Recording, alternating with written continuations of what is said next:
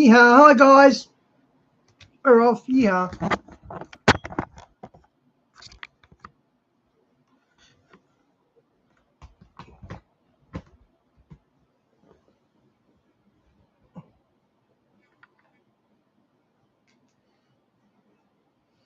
Tag. So, what is...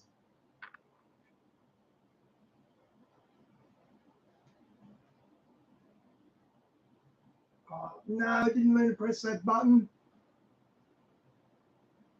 Oh, man. he's saying there is that the four angels in whatever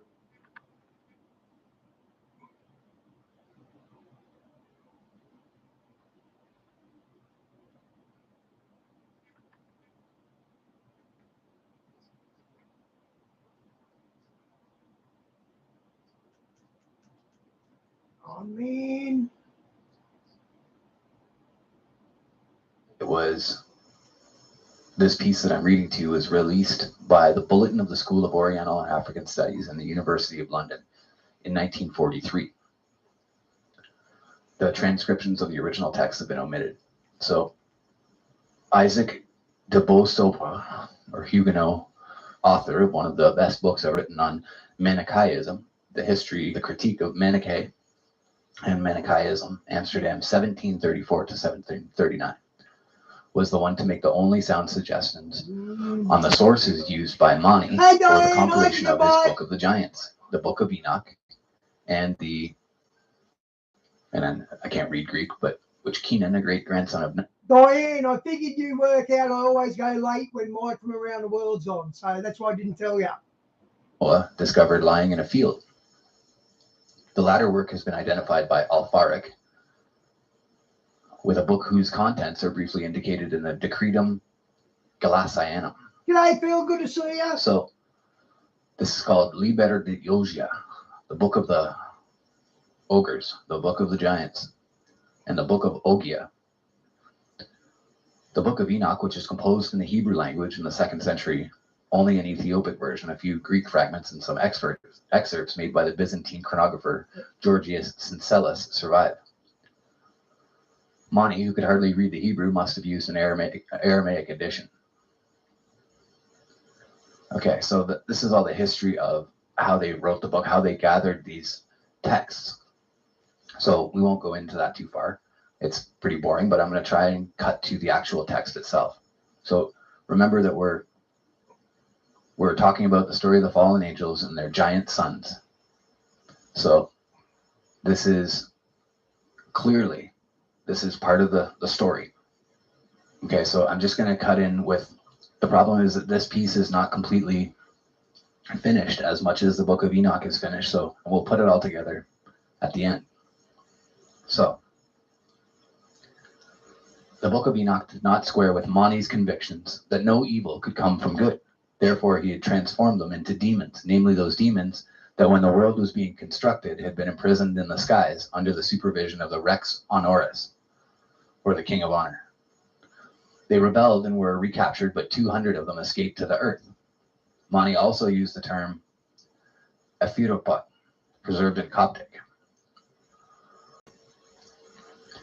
So the puzzling clause of Genesis 6:4, the Nephilim were on the earth in those days, was interpreted by Mani in this fashion.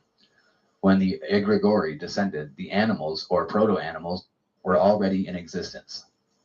Many confused Nephilim with Nephal. I don't think he did make any confusion, where the giants and the abortions are mentioned in one breath. In Manichaean parlance, abortion is synonymous with animal. So this is interesting, just using the words there, how humans are actually in the official government text.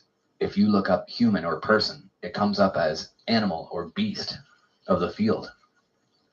So it's just an interesting tie-in of how they use words against us.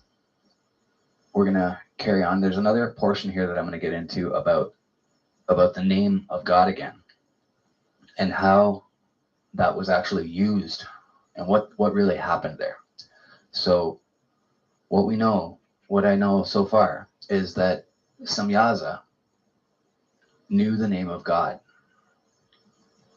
or one of those angels knew the name of God, and made a deal to give that name to Ishtar, and that is what made Ishtar so powerful and made him or her a god, a little g god. So what happened there, Taba'et, the son of the serpent, or son of serpent, and Kaba'el taught the oath to the humans. And the oath's name is Pika. They asked Michael to enunciate the name so that they might say it in the oath. And they placed it in Aka'e, in the hand of Michael. The heavens are hung, and the world is hung from the oath. So the oath is God's deal, or God's binding arrangement with the stars and with the heavens and with the heavenly appointed angels to conduct their marching orders as he's laid forth in that deal. And it's a contract. So it's the contract or the covenant with God and the angels. And it's the contract and the covenant to hold up their end of the bargain and hold up the universe as we know it, the earth and the clouds and the heavens and everything. The cosmos, the cosmic devices. So we'll carry on. Back to the book of Ogum, or Ogium. Isn't it interesting that the book of Ogum, and Ogum is a language that's made of scratch marks, basically, bar marks, that is found all over the world and in North America.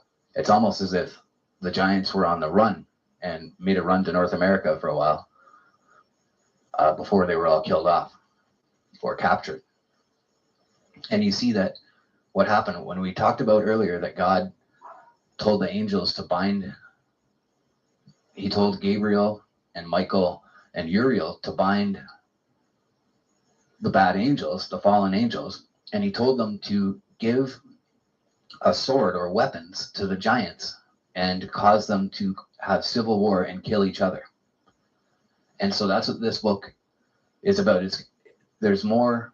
They're named the Gaborim is another name for giants from the Syriac word Gabare. In Eastern sources, they are mostly referred to as demons. The puzzling clause, the Nephilim were on the earth in those days, was possibly misinterpreted. I think that it was not misinterpreted. So we are therefore left with Gaborim, understood as giants. Parth, KW, Kwa, is freely used in Manichaean texts as of the father of light, of solar deities, also of the first man, and Ar-Rahman, with reference to the first battle, which therefore could have been described as Ahriman, and it uses a Greek word for it. However, the word Kwa is applied only to men and such beings as are imagined anthropomorphous.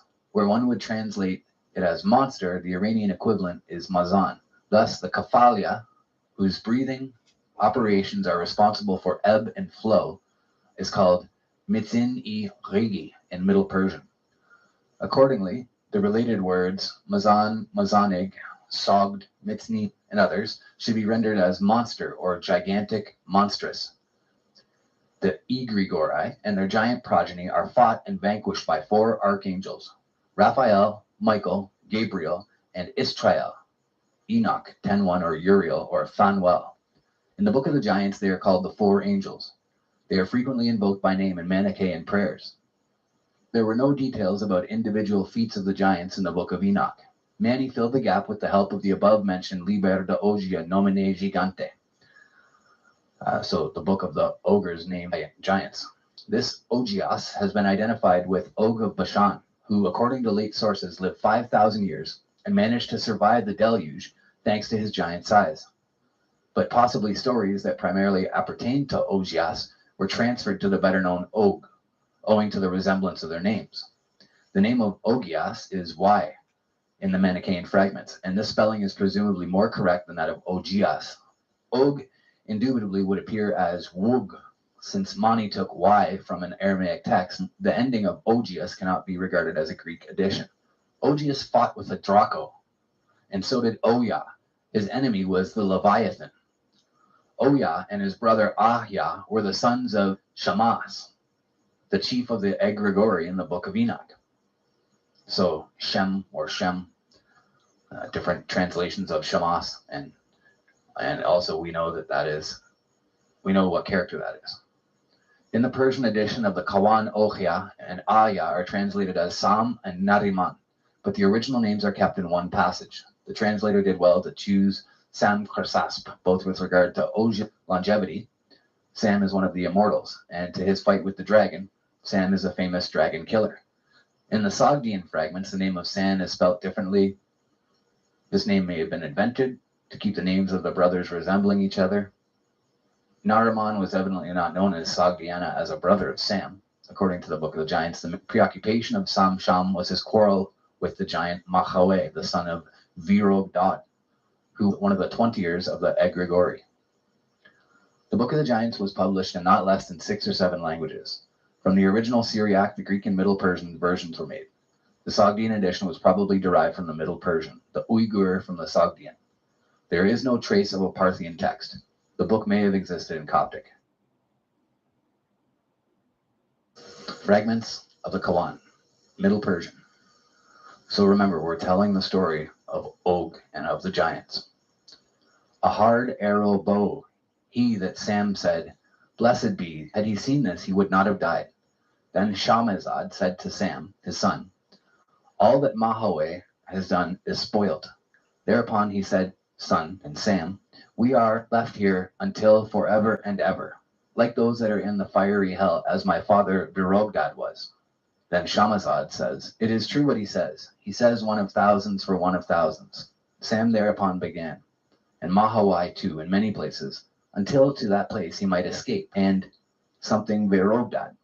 Hobabis robbed Ar of Noxtag, his wife. Thereupon the giants began to kill each other and to abduct their wives. The creatures too began to kill each other. Sam before the sun, one hand in the air, the other, whatever he obtained to his brother, was imprisoned over Toxtag. So what he's saying there is that the 4 angels, in whatever means, however they did it, were able to make Hobabis sleep with Ar's wife. Okay, and it carries on about Mani's understanding of the Gaborim and their understanding of how these texts were moved through the area and how the words give away where they came from. So I'll read this little bit here. In their journey across Central Asia, the stories of the Book of the Giants were influenced by local traditions. Thus, the translation of Oya as Sam and its train, the introduction of myth appertaining to that Iranian hero. This explains the immortality of Sam according to text. The country of Aryan Vedan, Aryan Vaya in text G26 is a similar innovation. The Kogman Mountains in text Bravo may reflect the Mount Hermon.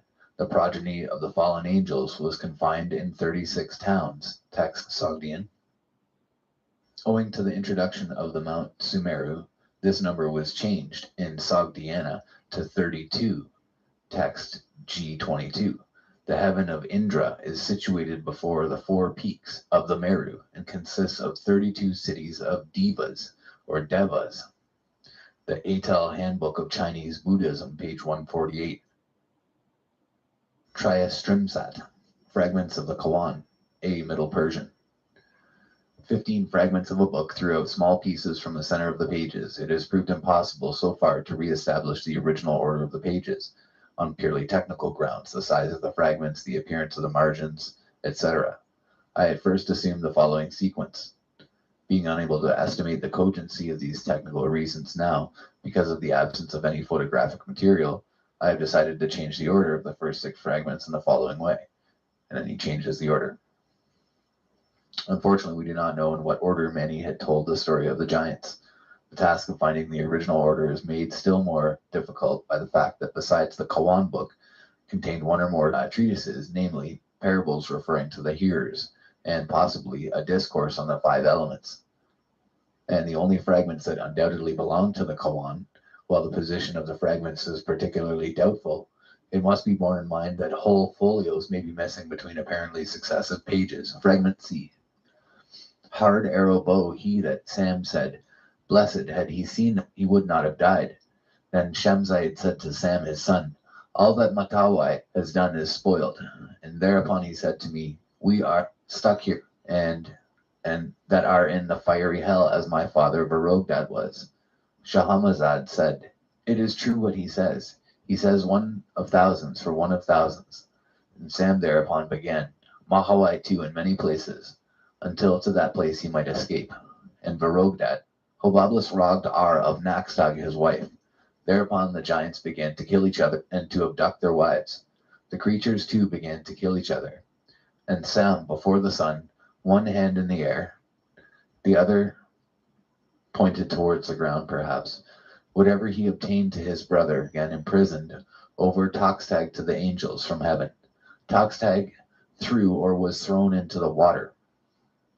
Finally, in his sleep, Toxtag saw 3 signs, 1 portending, 1 woe and flight, and 1 annihilation. Naraman saw a garden full of trees in rows. 200 came out the trees. Enoch, now it's on to the next fragment, fragment L. Enoch the apostle gave a message to the demons and their children. To you not a peace. The judgment on you is that you shall be bound for the sins you have committed. You shall see the destruction of your children ruling for 120 years. Wild ass, the ibex, the ram, the goat, the gazelle, the onyx, the oryx, of each 200. A pair. The other wild beasts, birds, and animals in their wine shall be 6,000 jugs. Irritation of water, and their oil shall be, and it cuts to the next fragment, father nuptials until the completion of his in fighting. And in the nest, Oya and Aya, he said to his brother, get up, and we will take what our father has ordered us to, the pledge we have given, of battle, and the giants together. And it's broken again, goes to 67. Not the something but of the lion, not the rainbow but the bow, not the something but the firm, not the sharpness of the blade but the strength of the ox, not the eagle but his wing. And I'm sure that this is a prose that some other people know from some other quotation. Not the eagle but his wings, not the something but the gold, not the gold but the brass that hammers it, not the proud ruler but the diadem on his head, not the splendid cypress but the blank of the mountain, not he that engages in quarrels, but he that is true in his speech, not the evil fruit but the poison in it, not they that are placed in the skies but the God of all worlds, not the servant is proud but the Lord that is above him, not one that is sent but the man that sent him. Thereupon Naraman said, and in another place I saw those that were weeping for the ruin that had befallen them, and whose cries and laments rose up to heaven. And also I saw another place, where there were tyrants and rulers in great number, who had lived in sin and evil deeds. When many were killed, 400,000 righteous, with fire, naphtha, and brimstone. And the angels veiled, or covered, or protected, or moved out of sight Enoch, electi auditrices, and ravished them. They chose beautiful women and demanded them in marriage, and sordid deeds, and all carried off separately. They were subjected to tasks and services, and they from each city, and were ordered to serve the Messenians, were directed to prepare the Cushians to sweep and water the Persians, to the slaying the righteous, the good deeds, the elements, the crown, the diadem, the garland, the garment of light, the 7 demons like a blacksmith, who binds or shuts, fastens and looses, or opens or detaches, who from the seeds of something and serves the king, and offends when weeping with mercy the hand the pious gave, presents some buried idols. The Jews did good and evil. Some make their God half demon, half God, killing the 7 demons. Wow. The eye, the various colors that buy and bile, if blank again, from the 5 elements, as if it were a means not to die. They fill themselves with food and drink. Their garment is this corpse and not firm. Its ground is not firm. Like someone imprisoned in this corpse, in bones, nerves, flesh, veins, and skin, and entered herself into it. Then he cries out over sun and moon, the just gods, two flames, over the elements, the trees and the animals. But God, Zerwan, in each epoch sends apostles, Zarathustra, Buddha, Christ. Evil intentioned from where he came, the misguided recognize the five elements, the five kinds of trees, the five kinds of animals. We receive from Mani the Lord the five commandments to the three seals, living, profession, and wisdom. Moon, rest from the power or deceit. Own and keep the measured mixture. Trees and wells in two. Water and fruit, milk. He should not offend his brother. The wise hearer like unto juniper leaves. Much profit like a farmer who sows seed. In many the hearer who knowledge is like unto a man that threw the dish called a frotag into milk. It became hard, not the part that ruined, at first heavy like. First it is honored, might shine 6 days. The hearer who gives alms to the elect is like unto a poor man that presents his daughter to the king. He reaches a position of great honor in the body of the elect. The food given to him as alms is purified in the same manner as that by fire and wind. Beautiful clothes on a clean body turn.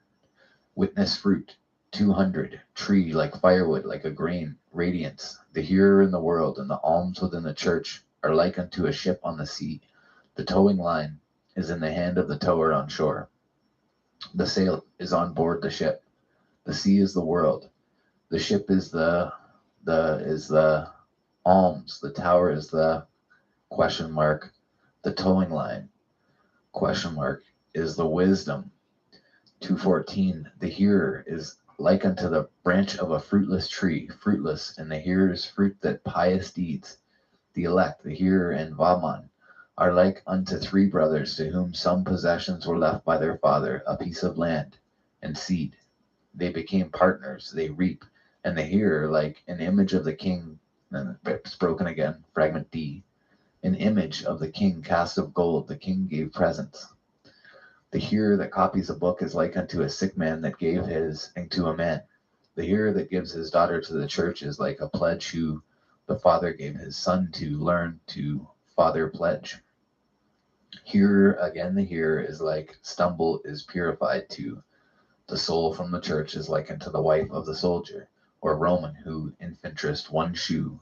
Whoever with a denarius was, the wind tore out one, he was abashed from the ground. And it breaks again. Sent, the hearer that makes one is like unto a compassionate mother who had 7 sons, and the enemy killed all. The hearer that has piety, a well, one on the shore of the sea, one in the boat. He that is on shore tows him that is in the boat. He that is in the boat, something the sea, upwards to something like a pearl, a diadem. Church like unto a man that fruit and flowers, then they praise. Fruitful tree, like unto a man that bought a piece of land. On that piece of land there was a well, and in that well a bag full of drachmas, and the king was filled with wonder, share, pledge. Numerous hearer at like unto a garment, like to the master, like in a blacksmith, the goldsmith, to honor the blacksmith, to 1, 2. So you can see how those fragments, you could take them and combine it and come out with the thing that makes sense. Okay, according to Lecoq, Turkey, and Mani the Third, the Muséon, this book I believe he's written. Order of pages according to Lecoq, the photo published by Bang seems to support Lecoq's opinion. First page, fire was going to come out, and I saw that the sun was at the point of rising, and that his center, or dew, without increasing, above was going to start rolling.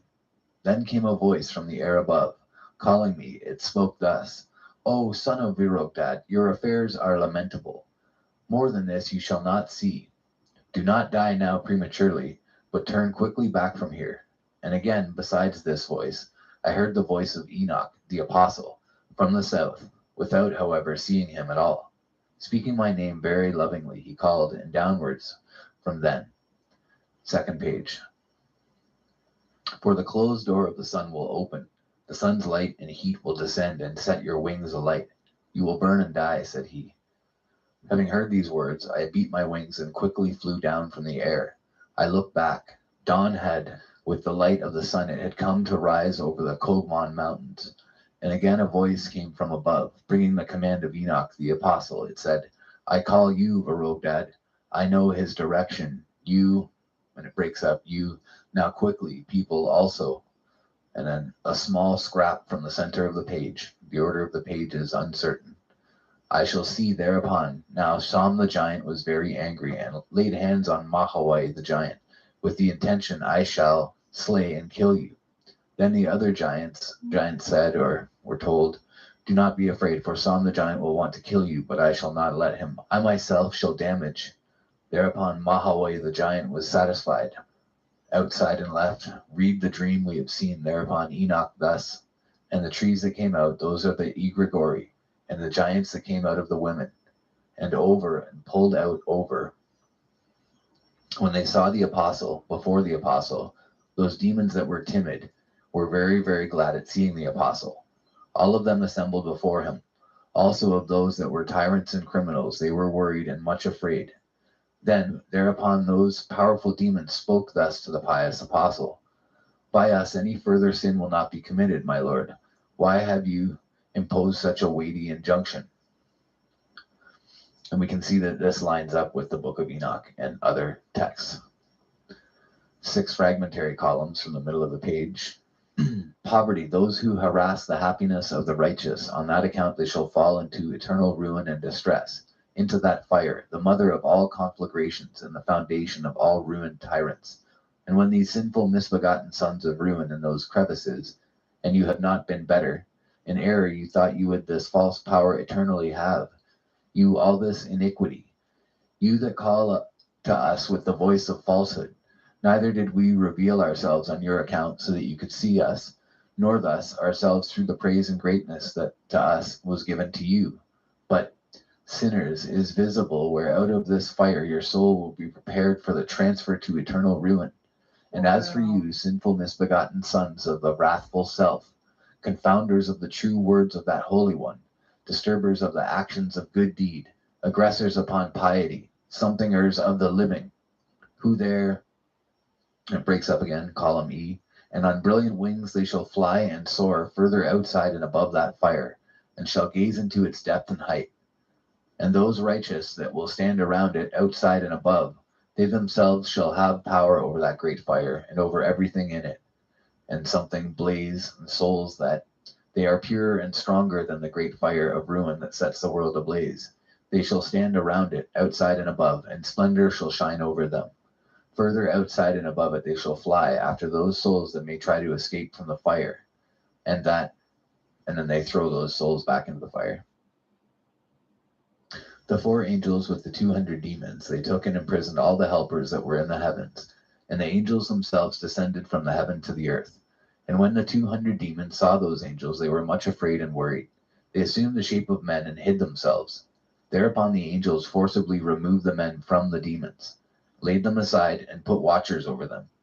The giants, and it breaks up, were sons, with each other in bodily union, with each other self and the that had been born to them. They forcibly removed them from the demons, and they led one half of them eastwards and the other half westwards, on the skirts of 4 huge mountains, towards the foot of the Semeru mountain, into 32 towns which the living spirit had prepared for them in the beginning. And one calls that place Aryan Wizon, or Aryan Wizon. And those men are or were trained in the first arts and crafts. They made something, and the angels, and to the demons, and they went to fight. And those 200 demons fought a hard battle with the 4 angels, until the 4 angels used fire, naphtha, and brimstone. And then there's the next chapter.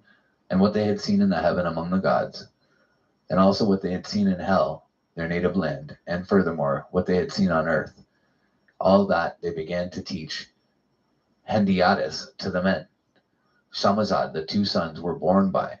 One of them he named Ohia, and Sogdian he is called Sham the giant. And again, a second son was born to him. He named him Ahia. Its Sogdian equivalent is Patsam. As for the remaining giants, they were born to the other demons and Yaksas. Colophon completed the chapter on the coming of the 200 demons. And there's the M500, a small fragment. Manliness and powerful tyranny, he or you shall not die. The giant Som and his brother will live eternally, for in the whole world in power and strength, and in they have no equal. Quotations and allusions. Middle Persian. And in the coming of the 200 demons there are two paths, the herding speech and the hard labor. These belong or lead to hell. The herding speech and the hard labor. The first page, before they were, and all the something fulfilled their tasks lawfully. Angels, and all the angels fulfilled their tasks lawfully. Now they became excited and irritated for the following reason. Namely, the 200 demons came down to the sphere from the high heaven. And the something in the world they became excited and irritated, for their lifelines and the connections of their pneumatic veins are joined to sphere. Completed the exposition of the three worlds. Here begins the coming of Jesus and his bringing the religion to Adam and Sittil. You should care. And then we have Coptic. Earthquake and malice happened in the watch post of the great king of honor, namely the Egregori, who arose at the time when they were, and there descended those who were sent to confound them. These are all different translations of different texts that correlate or are a part of this.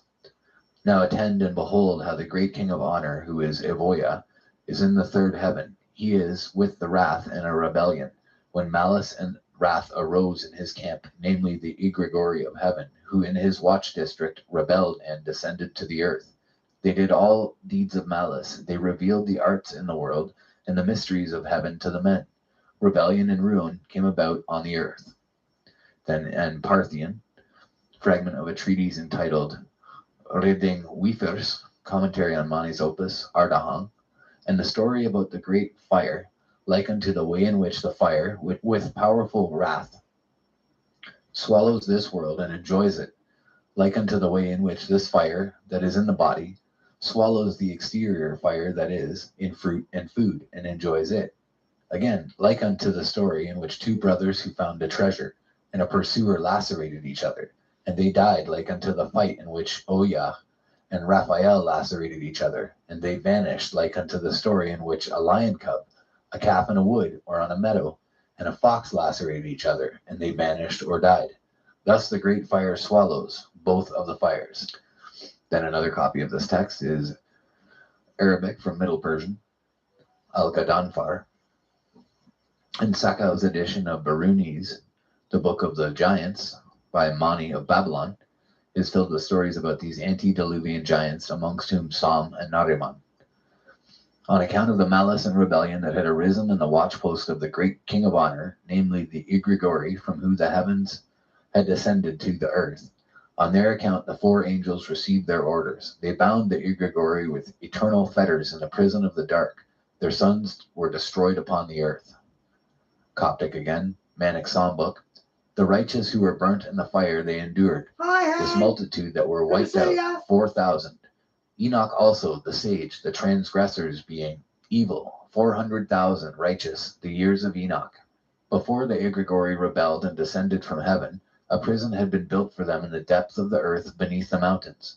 Before the sons of the giants were born who knew not righteousness and piety among themselves, 36 towns had been prepared and erected, so that the sons of the giants should live in them, that they came to beget who live 1,000 years.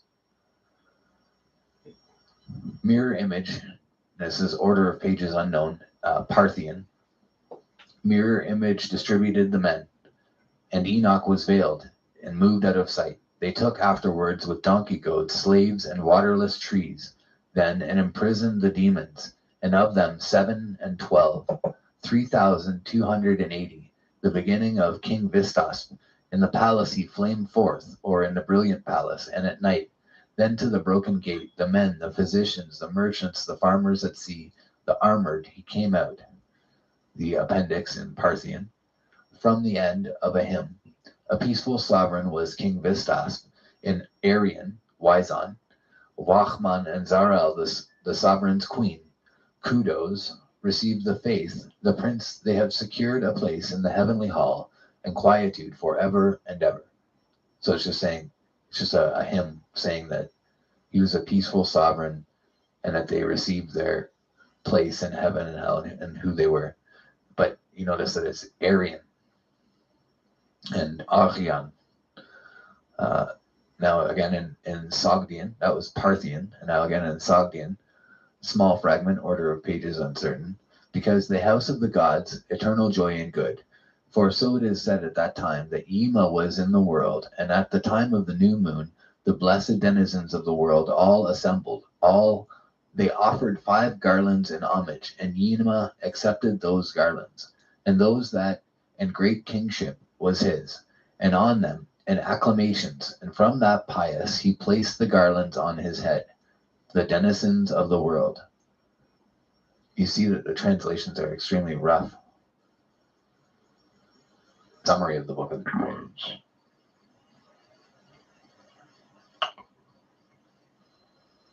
We've already been through the Book of the Watchers in Enoch, and so this will continue on with what's happened there. So I've read you the fragments, and now we're going to put it back together. The fragments of an illusion. Okay, now it sounds like we got Darth Vader reading the Book of Giants. To the Manichaean version of the Book of the Giants have been recovered in medieval manuscripts in various languages, including Middle Persian, Sogdian, Uyghur, Coptic, Parthian, and Latin. The following is a summary of the surviving fragments and allusions, which I have attempted extremely tentatively to put in sequence. The summaries are also very tentative. M1. The 200 demons descend to earth. Their descent from heaven stirs up the other heavenly beings. They descend because of the beauty of the women they saw there, and they reveal forbidden arts and heavenly mysteries in order to seduce these women, and they bring about ruin on the earth. Enoch warns that the coming of the 200 demons will lead only to hurting speech and hard labor. They then subjugate the human race, killing hundreds of thousands of the righteous in battle, forcibly marrying beautiful women, and enslaving the nations. The angels veil Enoch, and the righteous endure the burning, and Enoch the sage is mentioned. Samhaza begets 2 giant sons, Sahim, Oyach, and Patsam, Naraman or Achya, Chaya, and the other demons and Yaksas beget the rest of the giants. So you see that there is one split lineage that came directly from Samyaza, and that one is notable and mentioned, and that all the others the other Yaksas beget the rest of the giants. The giants grow up and wreak ruin upon the earth and the human race. The lamentation of humanity reaches up to heaven. Yima, a transmogrification of the Jewish god according to Mani's cosmology, accepts the homage of humankind as they plead for help. And someone boasts that Sam and his brother will live and rule forever in their unequaled power and strength. The giant Hobabas or Humbaba robs someone of his wife, and the giants fall out among themselves and begin killing one another and other creatures. Sam and his brother are mentioned. It appears that Sam has a dream in which a tablet was thrown in the water. It seems to have borne 3 signs, one portending woe, one portending their flight, and one portending their destruction. Naraman then has a dream about a garden full of trees and rows, and 200 of something, perhaps trees, are mentioned. Someone recites a list of proverbs involving contrasts, usually between the lesser and the greater or the derivative from the source. Naraman tells how he saw in the dream some who were weeping and lamenting, and many others who were sinful rulers.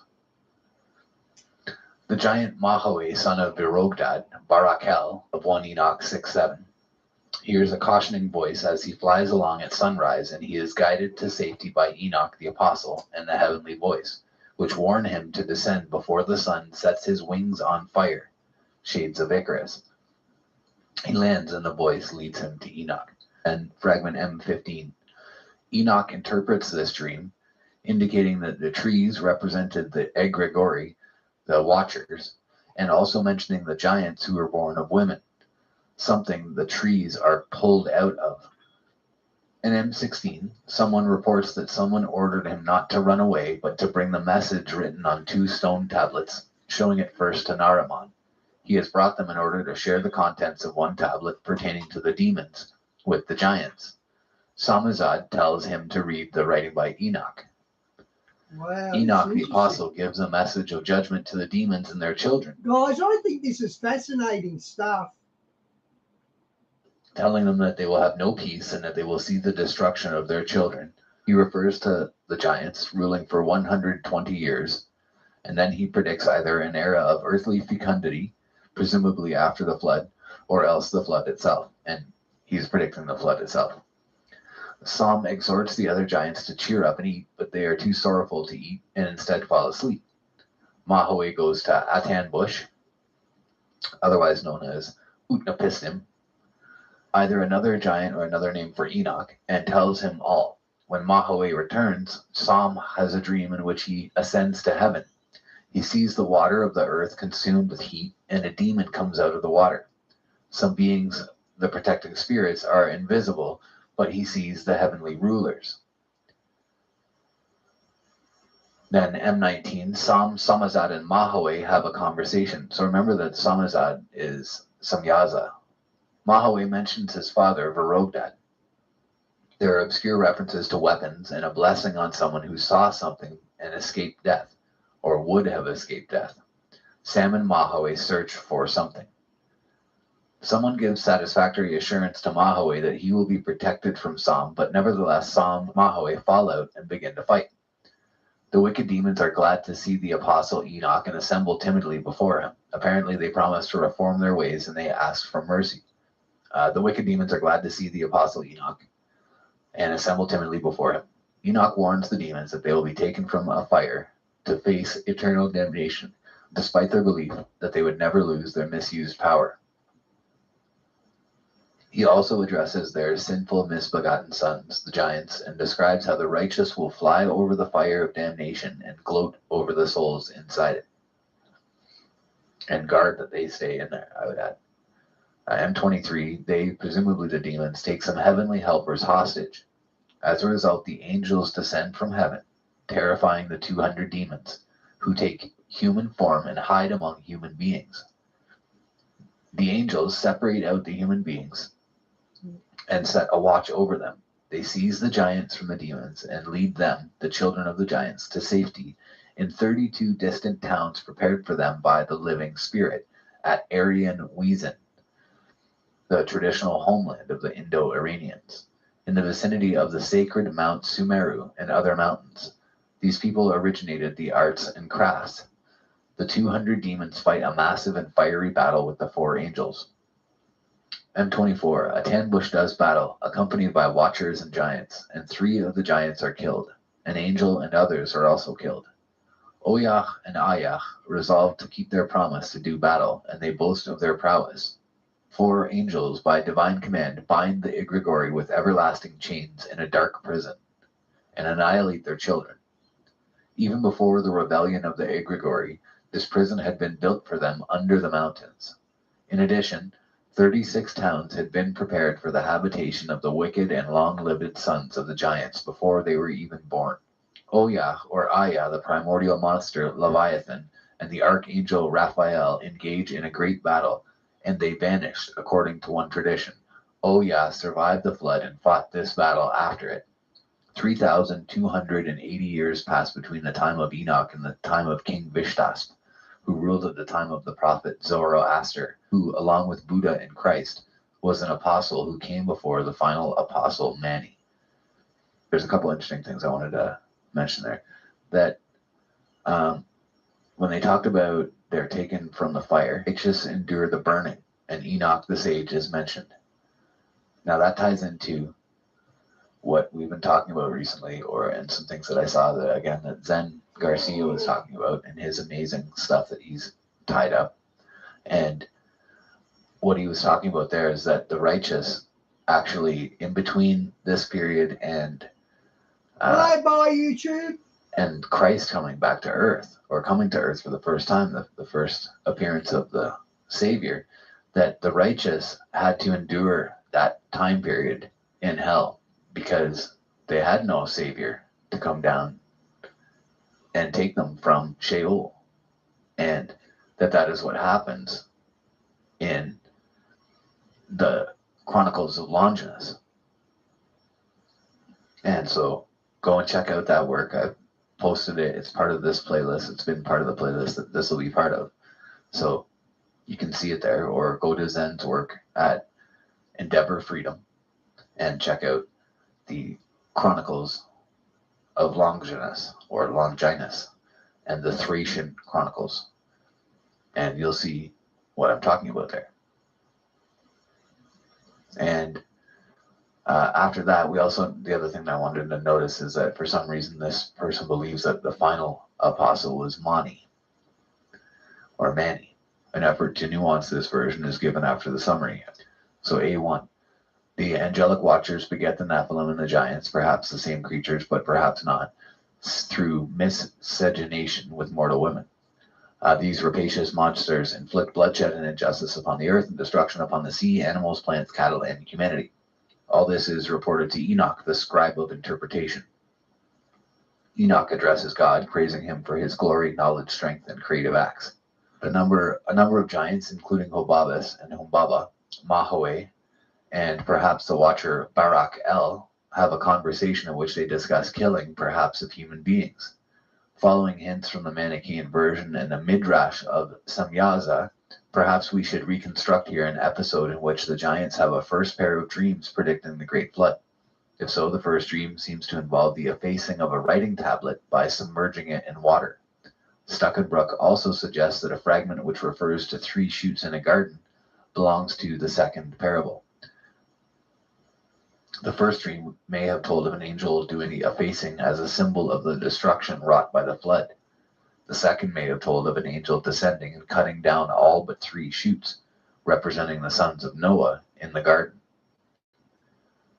Mahoe consults Enoch the first time. It is possible that the first tablet was introduced at this point.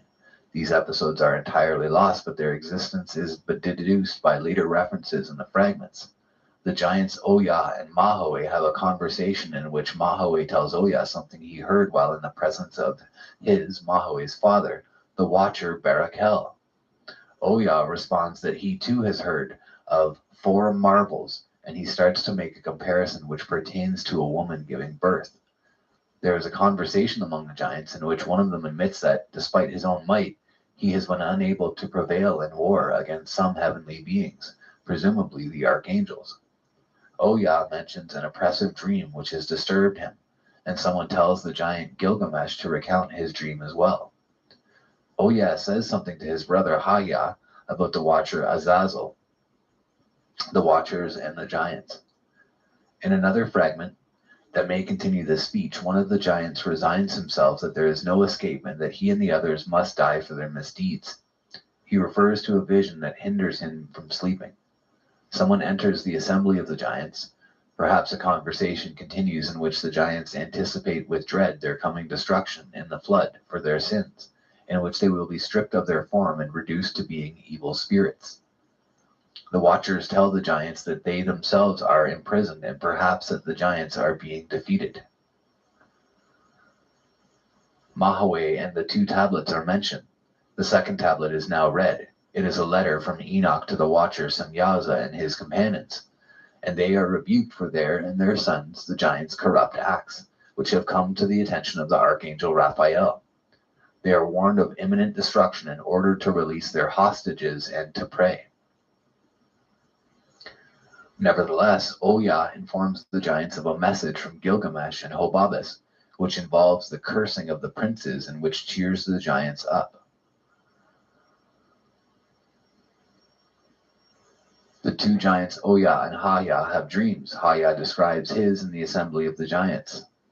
He dreamed of gardeners watering a garden which produced great shoots, but a disaster of some sort destroyed the garden in a deluge of water and fire. The other giants are unable to interpret his dream. Haya proposes that they consult Enoch for an interpretation. Then his brother Oya reports that he too had a dream in which God descended to the earth Thrones were set up, and God sat enthroned amid a multitude of angels and presided over a judgment based on the opening of certain books. The giants, presumably unable to interpret this dream either, summon Mahaway and send him to Enoch, whom he has encountered before, to ask him to interpret the dreams. Mahaway takes wing and flies across the great desert until Enoch sees him and calls to him. Mahaway refers to this Oh, he as hasn't his gone second yet. visit and makes the Okay, request. let me have a look. Bits of Enoch's interpretation may survive in a fragment that Oh, mentions the baby. violent deaths of a number of watchers, Nephilim, and giants, and also in a Oh, small yeah, fragment that really? says, "No peace to you." Enoch pronounces an eschatological yeah. or post-diluvian blessing of earthly Doesn't look prosperity. like he's going, does it, Diane? Presumably, much of the story came after this point and is now lost. Reconstruction of the Aramaic Book of Giants remains extremely subjective, but a number of objective factors limit the possible arrangements and point us in certain directions. The most important external factor is the assured sequence of fragments in some of the manuscripts based on physical joins. So we see that they're having problems with putting these things together and seeing how clearly they line up.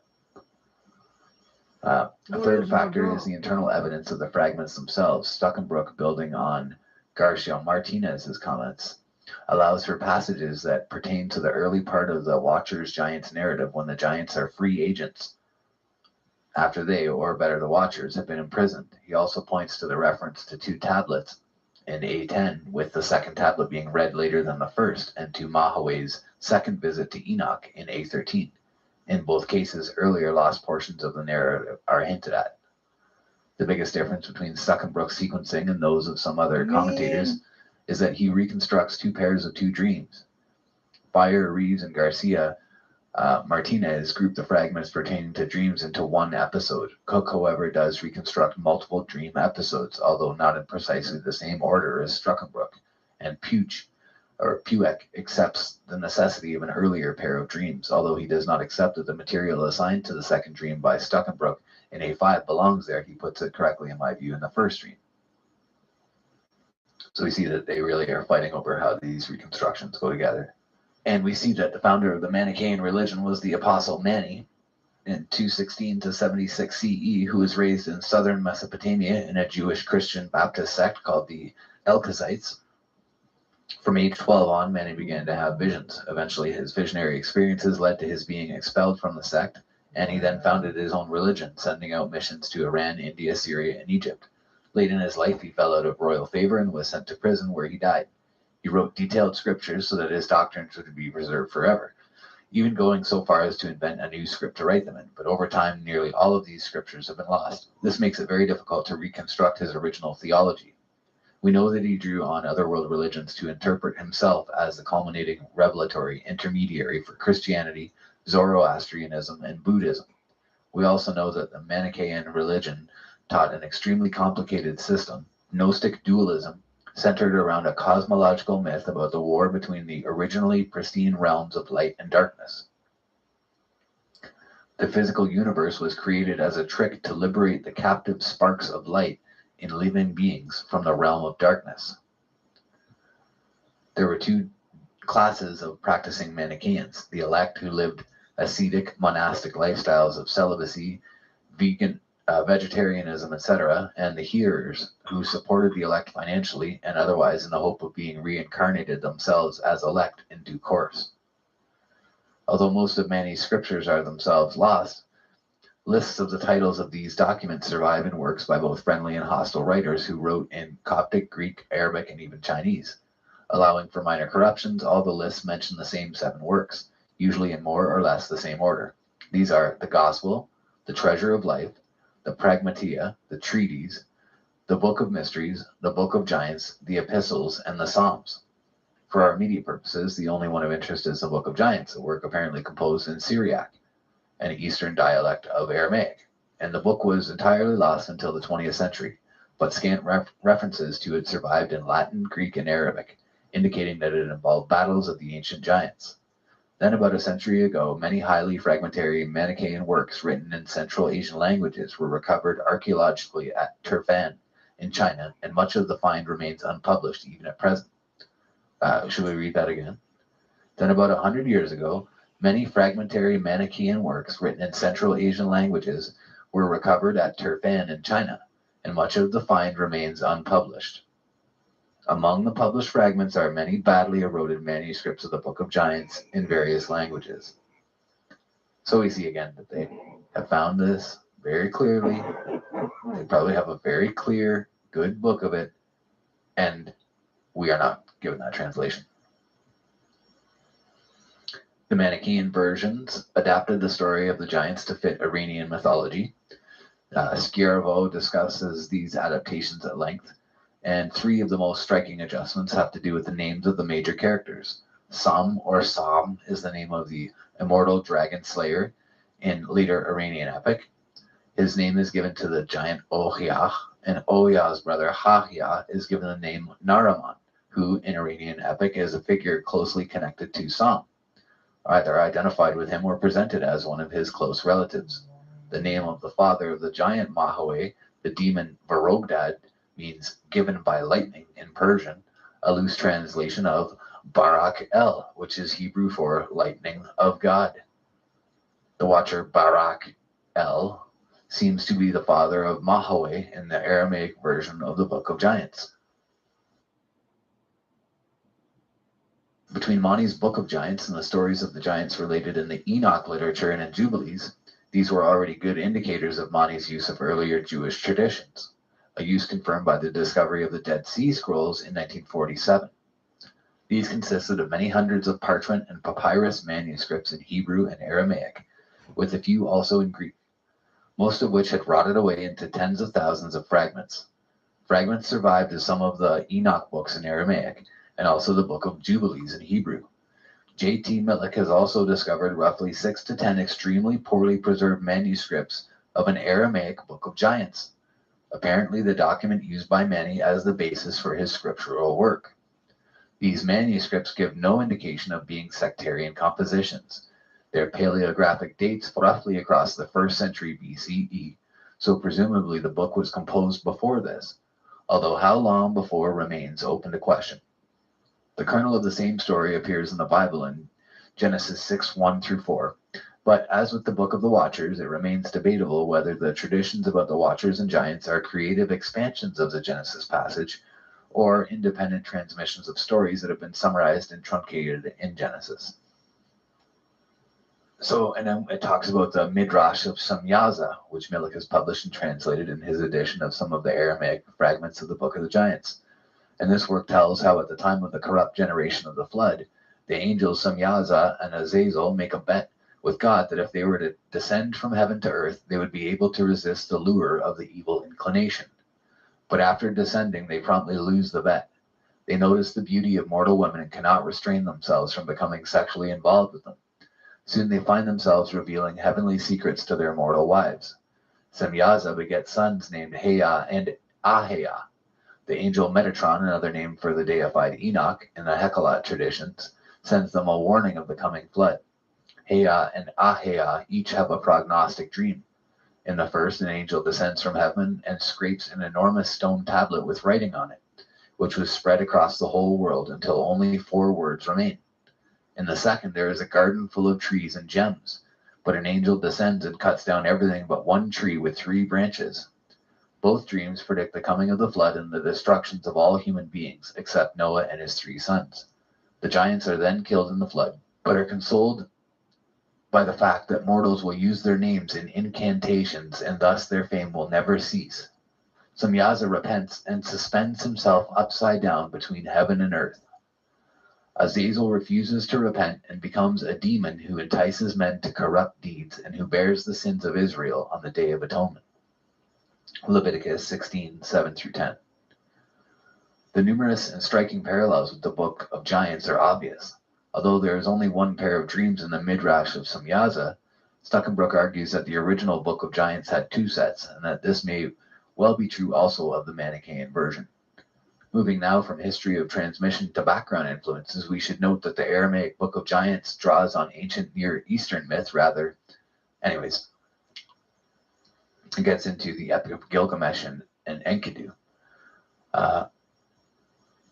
And we see that was just completely clear what has happened there. Moving now from history of transmission to background influences, the Aramaic Book of Giants draws on ancient Near Eastern myth rather as the Manichaean version draws on Iranian. Two of the evil giants in the Aramaic version are named Gilgamesh and Hobabus. Gilgamesh is an epic figure in Sumerian and Akkadian literature, best known from the Epic of Gilgamesh, a work whose importance in ancient Mesopotamia was comparable to that of the Homeric epics in ancient Greece. According to the epic, Gilgamesh, a huge semi-divine man, has many adventures with his friend, the wild man Enkidu. One of these is the slaying of the monster Humbaba in the cedar forest. But Enkidu dies tragically, and Gilgamesh sets out to discover the secret of immortality in order to avoid his friend's fate. He meets Utnapishtim, the Babylonian version of Noah, the only man to survive the flood. Unlike Noah, Utnapishtim was made immortal by the gods. Nevertheless, Gilgamesh fails in his quest, eventually dying and leaving only his heroic fame behind him. The giants Gilgamesh and Hobabus are reflexes of the Gilgamesh and Humbaba Hawawa of the Gilgamesh epic. Likewise, a Sogdian text of the Manichaean version refers to Atanbush, who is either another giant or Enoch under another name. Enoch also survived the flood and was made immortal. Atanbush is clearly a reflex of Utnapishtim, and we may assume that he appeared also in some lost passage or passages in the Aramaic Book of Giants. So now, knowing this more clearly, we can see that that's not what happened. It's just that they simply gave their name to that person. You know what? You posted that Streets of Philadelphia, Diane. I've been watching the Ghettos of America. This guy goes around and films them. And he done one on the Philadelphia drug crisis. It looked really sad. Them people are really on the skin of their ass. And Biden's giving Ukraine billions of dollars, yet you got Philadelphia going on. It's absolutely disgusting. That's the name that in their culture that they had given to that person, when really it was two cultures on the opposite, or not even necessarily on the opposite, but on just in different places looking at the same person and calling him a different name. But really, and then retelling the story, and you can see how it's kind of a case of the broken telephone, where when he's speaking to one culture that has one language, that entity is given a name in their language, but to another culture, he's given another name. And so you see that it's the same story, and then there's just a bit of broken telephone in the way that the story is told. Just the fact that they have different names, we can actually correlate and see that those names really are the same name, and they're the same person over and over, like Samyaza and Gilgamesh and Utnapishtim, that these are really, they're the same people, just with a different name to a different culture.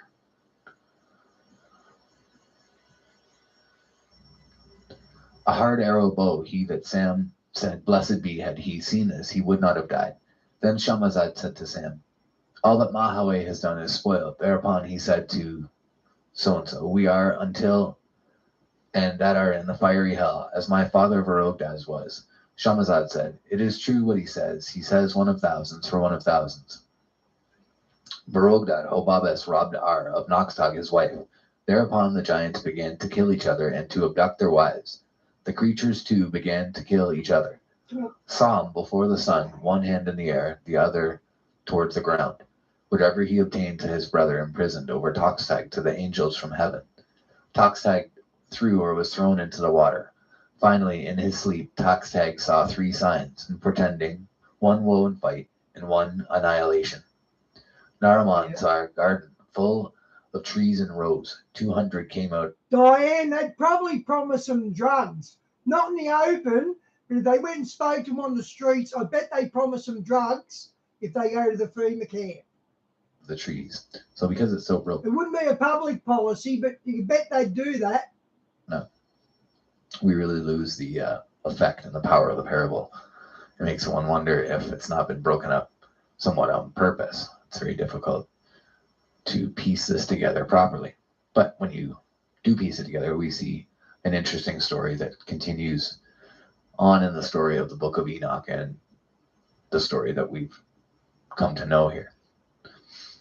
And mainly being that the fallen angels bred with humans, and that This is what they're talking about. They're talking about the story of their first children. Diane, I've met homeless guys in jail, and they don't want a home. They don't want to pay bills and all that.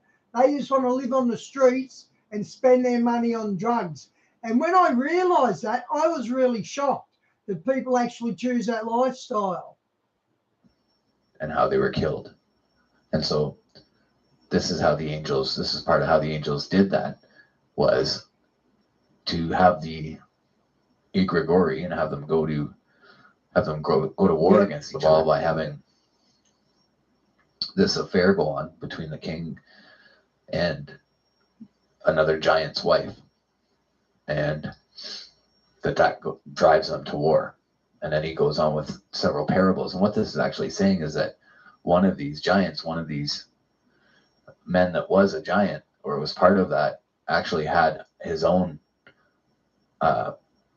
dream fugue in which he was given this parable. And that's what we're reading about.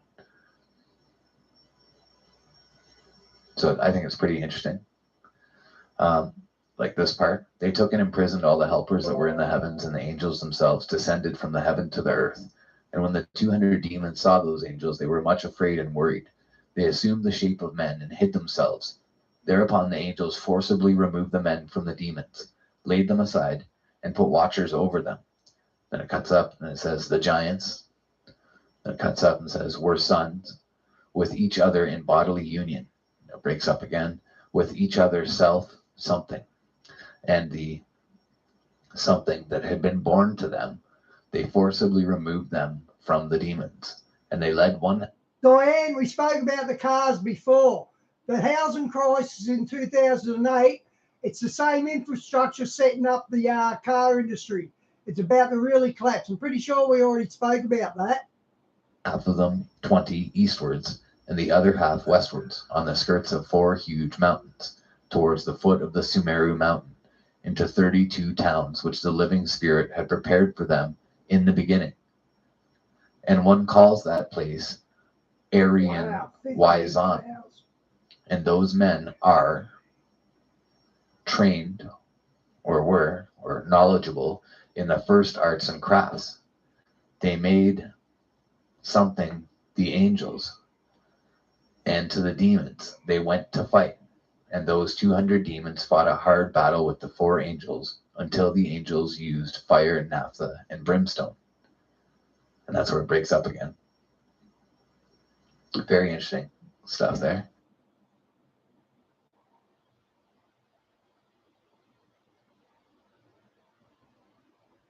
Here begins Sansai's question, the world. And again, Sansai asks the light apostle, this world where mankind lives, why does one call it birth, death?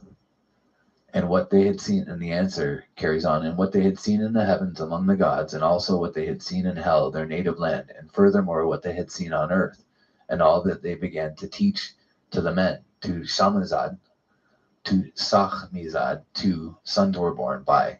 One of them he named Oya in Sogdian. He is called Sam the giant. And again, a second son was born to him. He named him Achia, its Sogdian equivalent. And again, a second son was born to him. He named him Aya. Its Sogdian equivalent is Pat Sam. As for the remaining giants, they were born to the other demons and Yaksas. And Colophon completed the chapter on the coming of the 200 demons.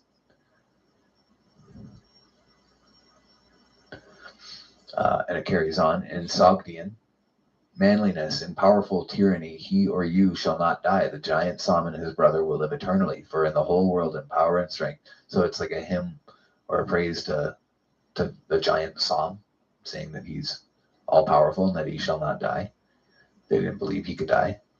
And then it carries on quotations and allusions in Middle Persian. And in the coming of the 200 demons, there are 2 paths, the hurting speech and the hard labor. These belong to or lead to hell. Now attend and behold how the great King of Honor, who is Avoya, is in the 3rd heaven. He is something with the wrath and something in a rebellion. When malice and wrath arose in his camp, namely the egregore of heaven, who in his watch district rebelled and descended to the earth.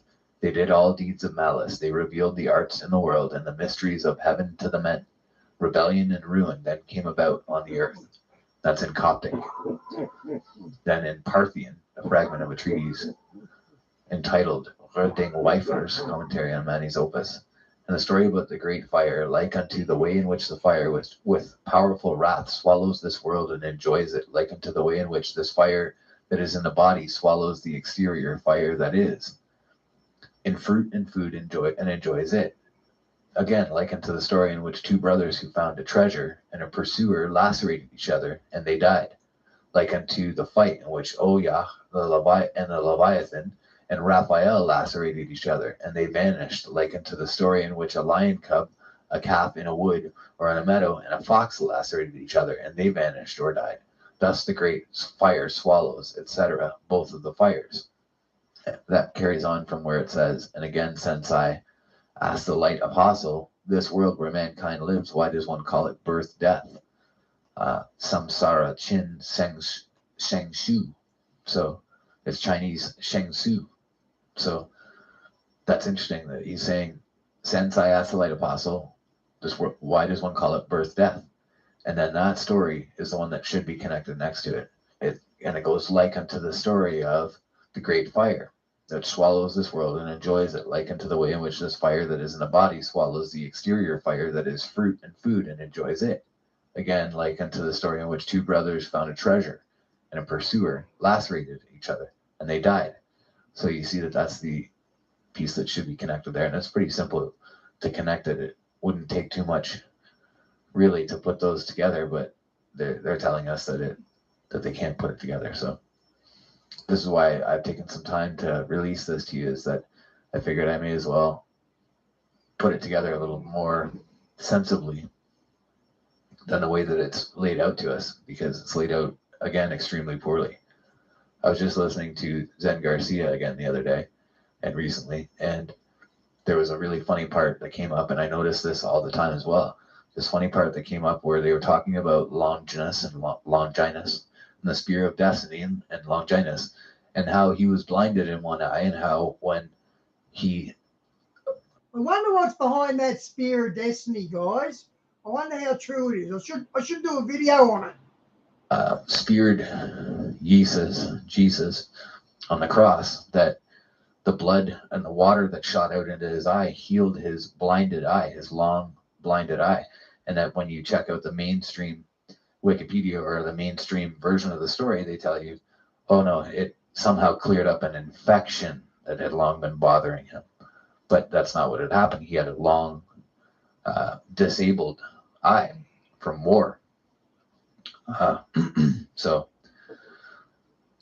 he had been mortally or nearly mortally wounded and blinded in his eye, and it completely healed it. So you see again their petty attempts and their petty ways that they take these things apart and make them seem like they're not important.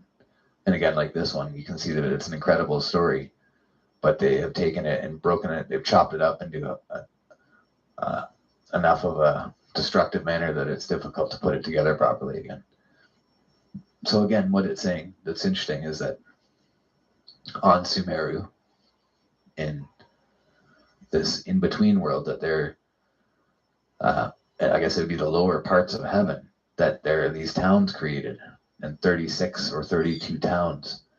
The heaven of Indra is situated before the 4 peaks of the Meru and consists of 32 cities of devas. So the Book of Giants has so far been attested in the following languages: Middle Persian, Thus, the Book of Giants has so far only been transmitted in the East Manichaean tradition by the collection of texts in Berlin, St. Petersburg, and Kyoto.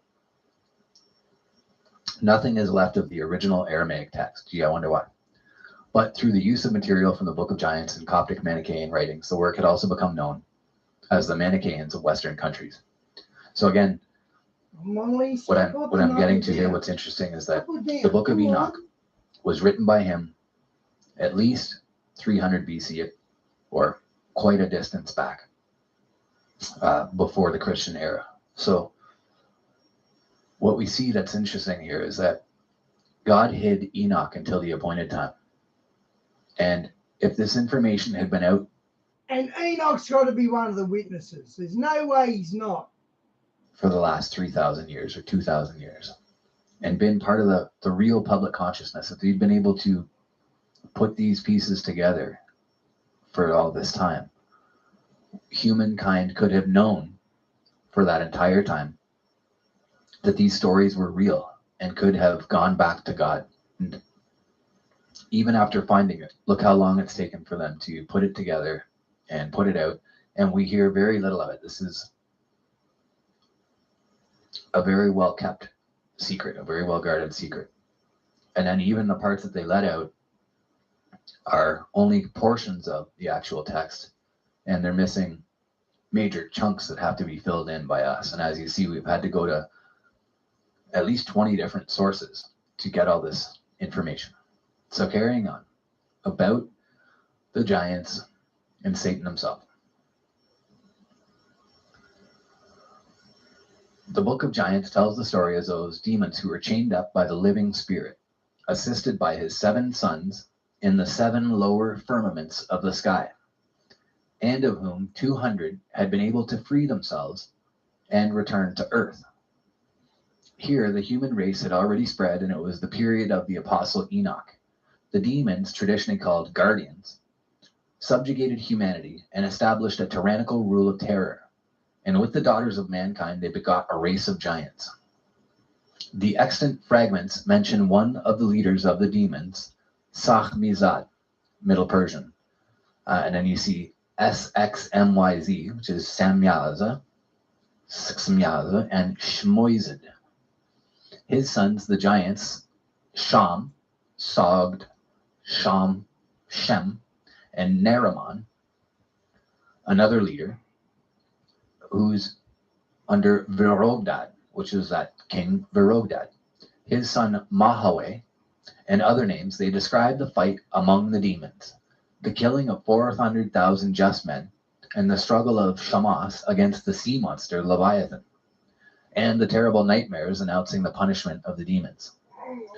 To seek their interpretation, the winged Mahawai is sent to the apostle Enoch, who was carried to heaven.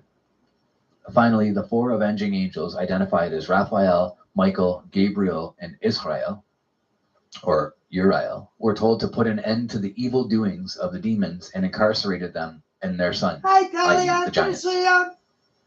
So just another place there where it's identified. The Qumran fragments of the Enoch book also resemble the Manichaean Book of Giants because they consider figures of the Mesopotamian Gilgamesh epic as giants. And this is from Milik's theory. Despite the names of Sam and Nariman, known from the Iranian epic tradition, the story of the giants is not of Iranian origin. Due to Ghazanfar's reference to these figures, Cumont had once assumed the Book of Giants to be of Iranian origin. But the Turfan texts and the Dead Sea Scrolls contradicted this theory. The Iranian names in the Book of Giants in the East Manichaean tradition are translations, not the original. Today, an Iranian influence can at most be assumed. So you see that, again, it is clearly that these beings were all over the earth and had just different names given to them. Okay, guys, that's over.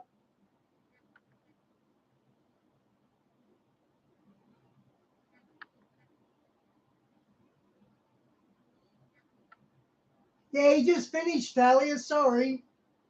There's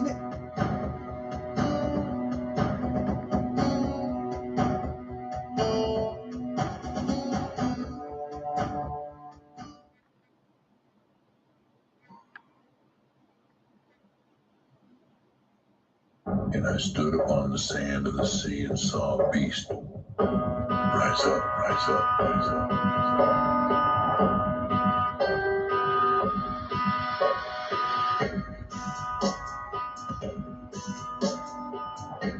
Who is able to make war with him?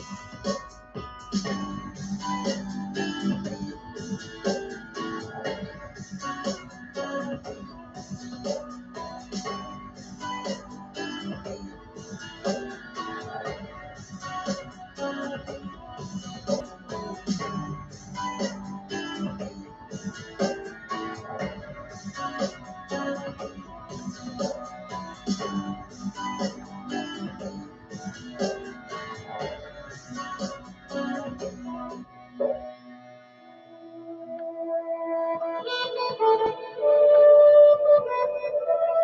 evening, everybody, and welcome once again to the Midnight Ride. My name is David Carrico, and it is my great honor to welcome each and every one of you into the Puritan Barn once again for the Midnight Ride with myself and John Pounders. Tonight, for those of you that like to uncover ancient mysteries and hidden secrets, this ride is for you. The Giants of Tartaria, guaranteed to be more fun than a Chinese balloon. So get ready. It all starts right now because we are now live.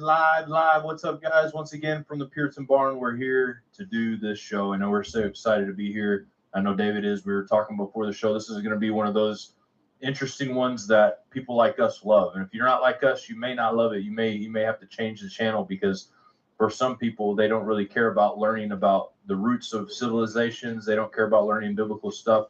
But for those of you guys that do, this is going to be awesome. This is going to be something that really just kind of changes the way you look at the scripture, which is our goal in every show. And if you can't tell, our goal is to make people take a deep look at scripture and realize there's things in there that we haven't been taught and we haven't been talked about in a long time in the church. And so I'm excited. Let us know where you're from in the chat. David, how's your week been? It's been fantastic. The Lord is just pouring out his blessings. Is just so thankful. And you know, we've done several shows. Okay, it's glaring. Hang on, guys. I'm going to fix up the glare. There's more to know. There's more to find. And it's just like peeling an onion. The Put more that we down. find out, the more Let we it can connect more readjust. dots. And the more the picture becomes just a little bit clearer. That's right. And before we get started tonight, I wanted to remind you guys about a couple things. One is we are going to be doing in April a meet and greet in Tennessee. And this time, David's going to be there. So usually it's just either me and John going, or David will have one here, but this time we talked David in to coming out of the beautiful state of Indiana to go to Tennessee, to Nashville, to meet you guys. Also, Dan Bedoni will be there, Joshua Watts, a couple other different people you guys may have not met, John Hall, his wife, Patricia. So it's going to be really cool.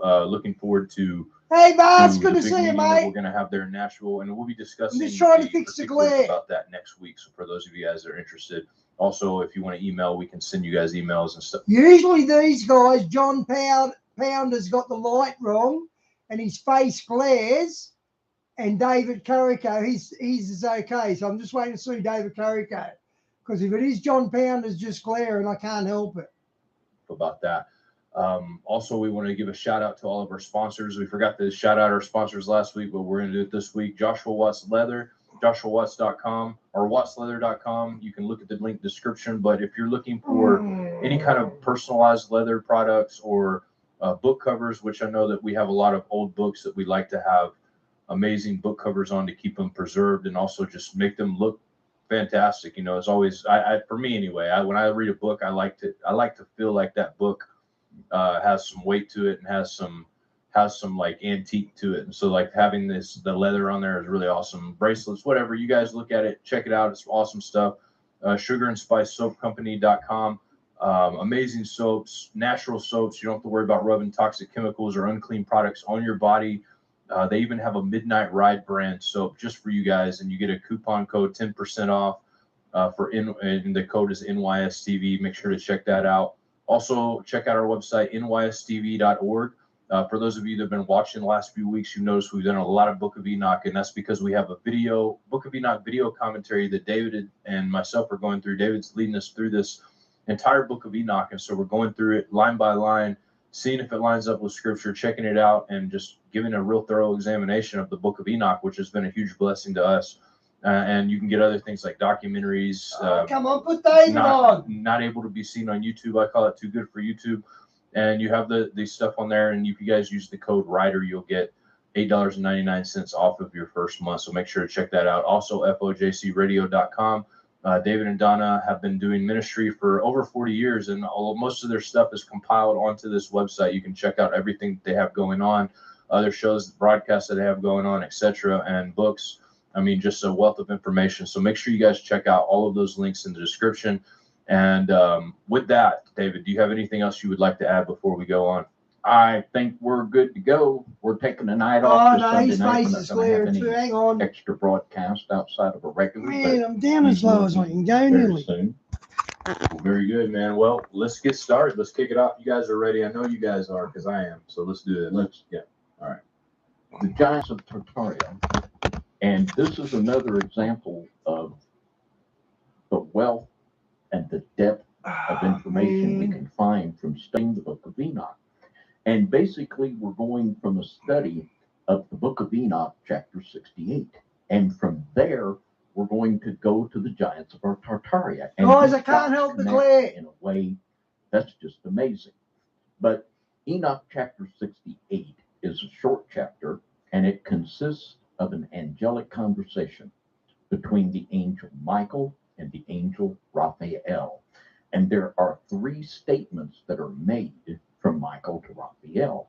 And this is the context of Enoch 68. Now, we'll give just a little bit of background on who Michael and Raphael are. In the New Interpreter's Dictionary of the Bible, it says of Raphael in the books of Tobit and First Enoch, Raphael is one of the seven angels who stand in God's presence, identified as one of the archangels.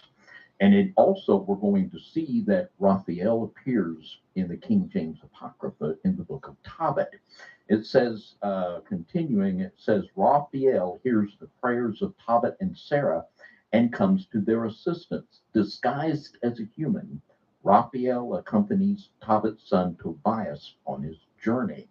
And it goes on to say he protects Tobias from the demon Asmodeus, who has killed Sarah's first seven husbands on their wedding night. I think this could very well be the lady that Jesus was talking about in Luke 20. But anyway, we see here in Enoch chapter 10 and verse 4, Raphael is an aggressor against the demonic powers. And again, the Lord said to Raphael, bind Azazel hand and foot and cast him into the darkness and make an opening in the desert, which is Dudael, and cast him therein. Raphael is a powerful guy. He binds Azazel. We also see him in the book of Tobit in the King James Apocrypha binding the devil Asmodeus. And we saw this devil Asmodeus in a previous ride in the Testament of Solomon. In the book of Tobit, it says, now God hath sent me to heal thee and Sarah thy daughter-in-law. I am Raphael, one of the seven holy angels, which present the prayers of the saints and which go in and out before the glory of the Holy One. And in the book of Tobit, chapter 3 and verse 16, it says, so the prayers of them both were heard before the majesty of the great God. And this is the role that Raphael plays. He's one of the seven archangels. And we know Michael. We're familiar with Michael, I think most of us. And in the dictionary, it says this of Michael. Michael and Gabriel are the only two angels mentioned by name in the Bible. Michael is identified only at Daniel 10, 13, 21, and 12:1, where he is described as one of the chief princes of the people of God. And when we look at what the scripture says about Raphael and about Michael, they are the chief restrainers with the angels of God. We are erroneously told by modern theology that the Holy Spirit is the restrainer of 2 Thessalonians 2. Nowhere do we see the Holy Spirit playing this role, but we see the angels restraining Darcy, you're right. these powers, Raphael and He would Gabriel. dig your driveway out in of snow. Daniel You bet he chapter would. 10 and verse 21. But I will shew thee that which is noted in the scripture of truth, that there is none that holdeth with me in these things but Michael your prince. And if you would look that word holdeth up in your Strong's Concordance, you would see that that word means very specifically to restrain. So in Enoch chapter 68, we've set the stage. We have these two powerful angels, the two big guys. They're the restrainers of evil. And they're having a conversation. And it hinges around the episode of the judgment of the watchers that sinned with the episode of the sons of God and the daughters of men. Now, like I said in Ezekiel or in Enoch 68, the chapter entails three statements from Michael to Raphael. Let's read the first one.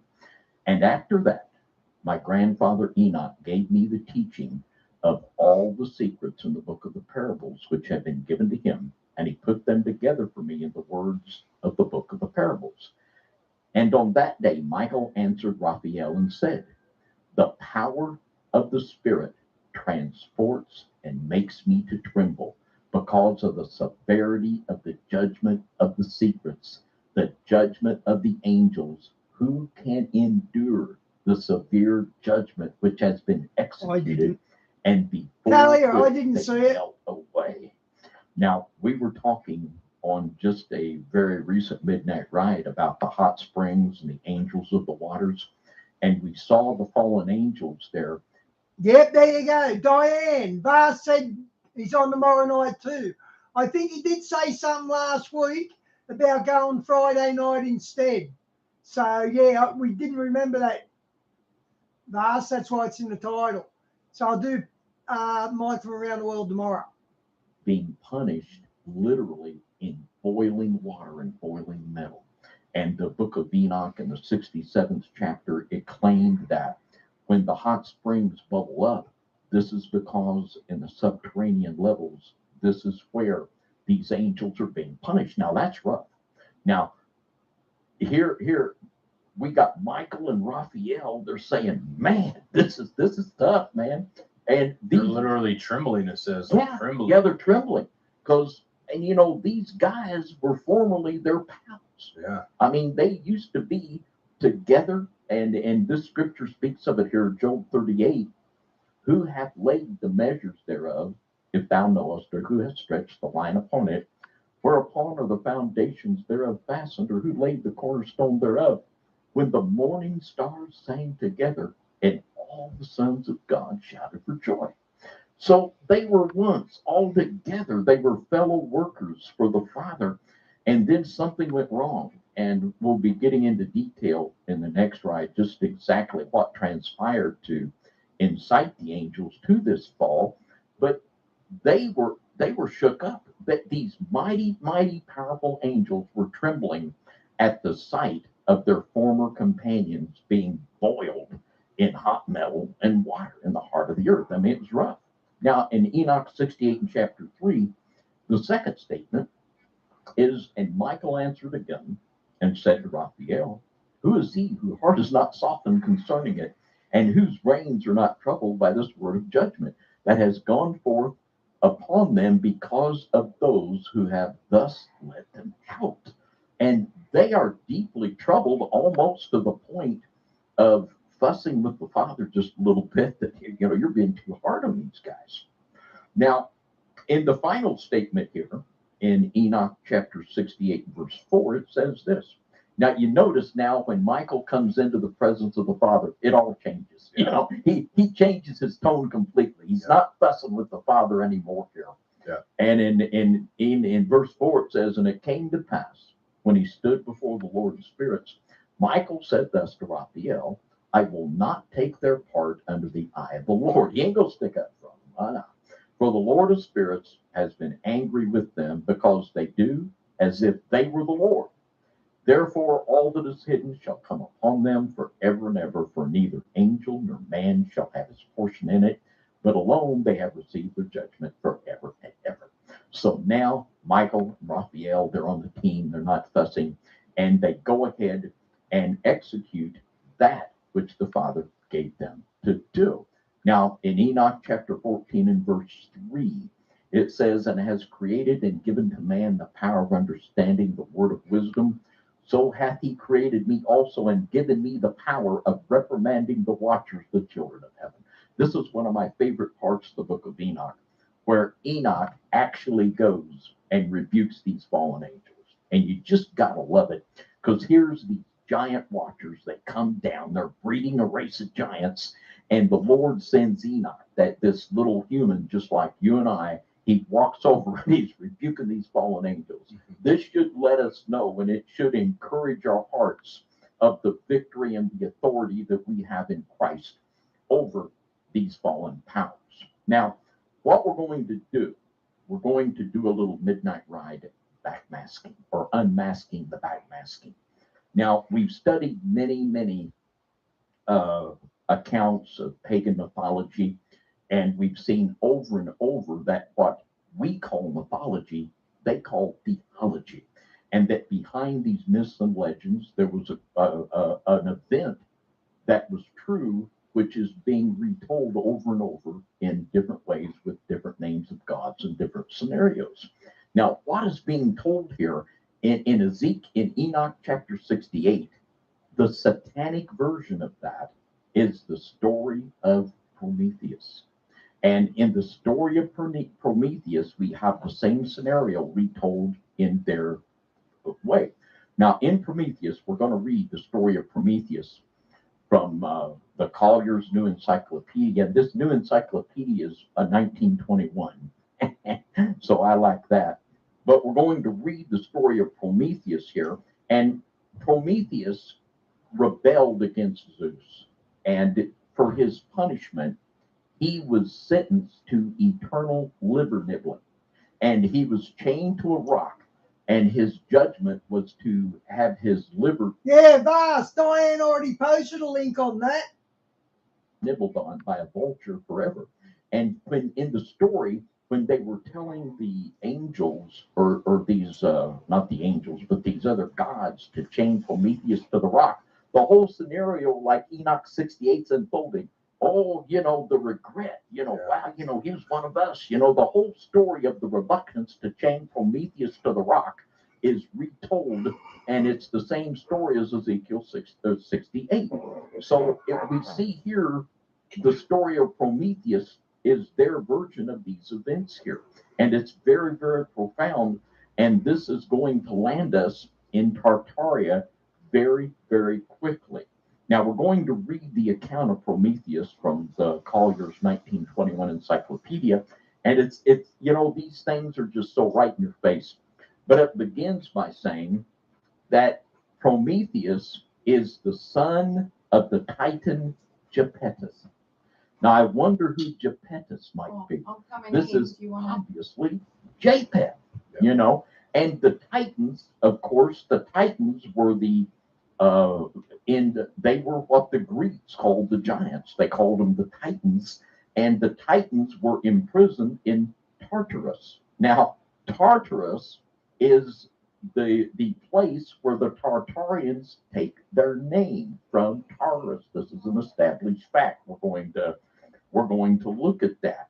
So this takes us immediately here to Japheth and the scripture into Tartaria. Now let's look at Genesis 10. Genesis chapter 10. And it says, now these are the generations of the sons of Noah, Shem, Ham, and Japheth, and they spell it Jepetus, Japetus. And that is in their story, they change it to Japetus, but it's obviously what they're talking about as we go on. And unto them were sons born after the flood, and the sons of Japheth, Gomer, and Magog, and Madai, and Javan, and Tubal, and Meshech, and Tyrus. And the people of Japheth, they settled in this area by the Caucasian Mountains, where the word Caucasian comes from, the area there to the north of the Black Sea. And the Tartarians, and we're going to show you some maps here in just a minute, but from this area in the Black Sea, right there at the area of Ukraine, they went all the way through China, there to the Pacific Ocean. And in our broadcast this evening, we are going to trace them as they migrated to the south. And we're going to find some amazing things.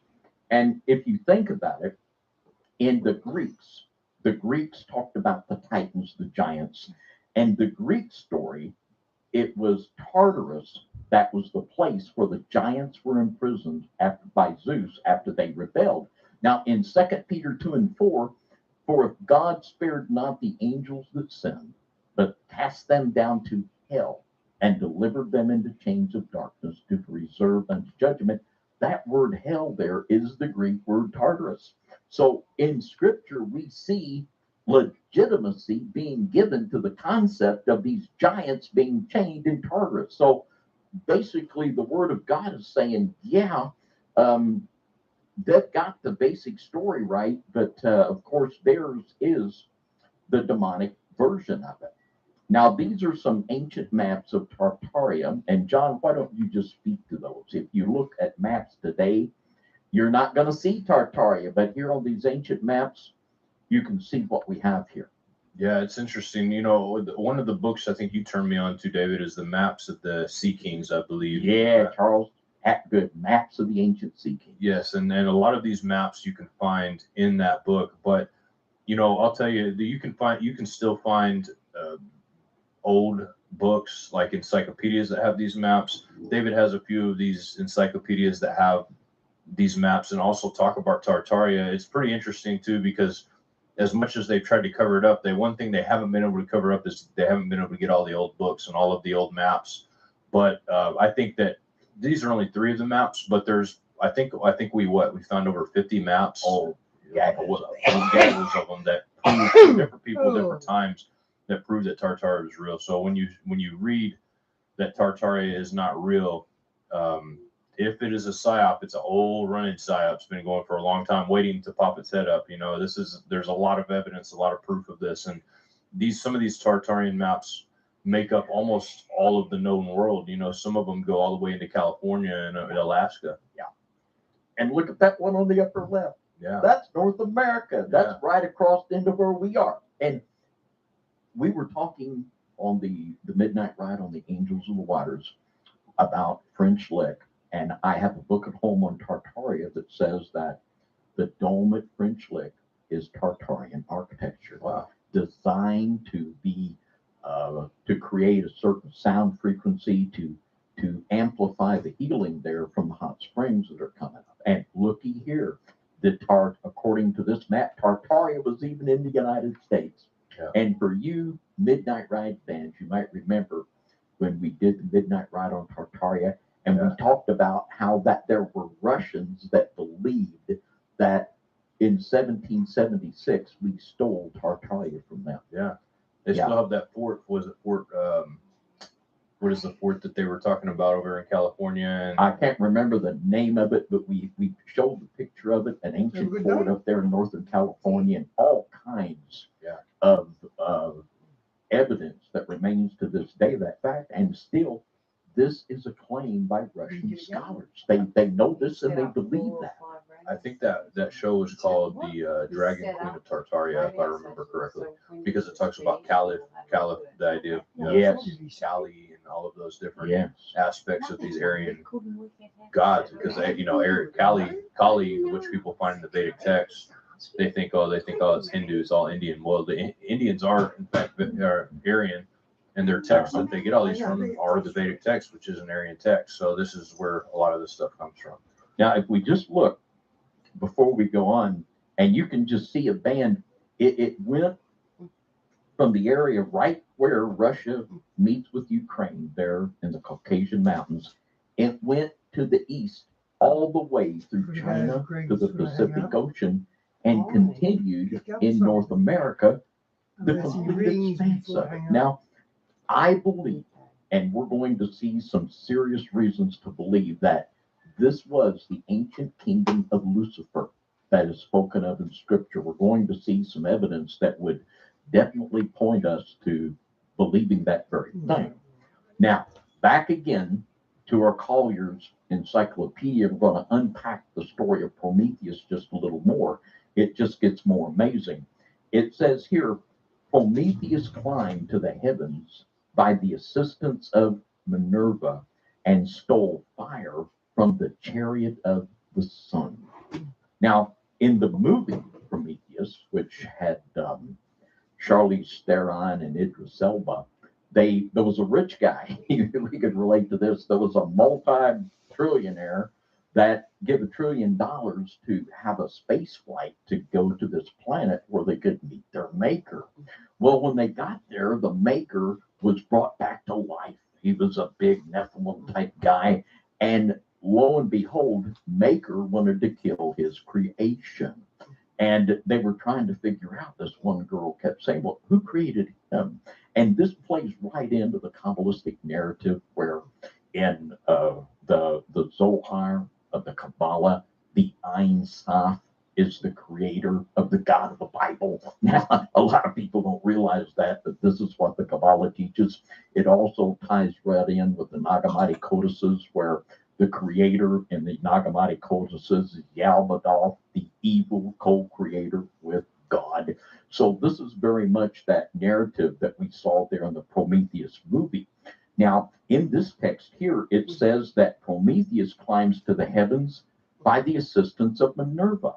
Now, that was the Roman god. That was the equivalent of Venus, and it's the equivalent of Lucifer and the planet Venus. And we see here that he stole fire from the chariot of the sun. Now, we see here in the next, A lot of people connect Lucifer to Venus.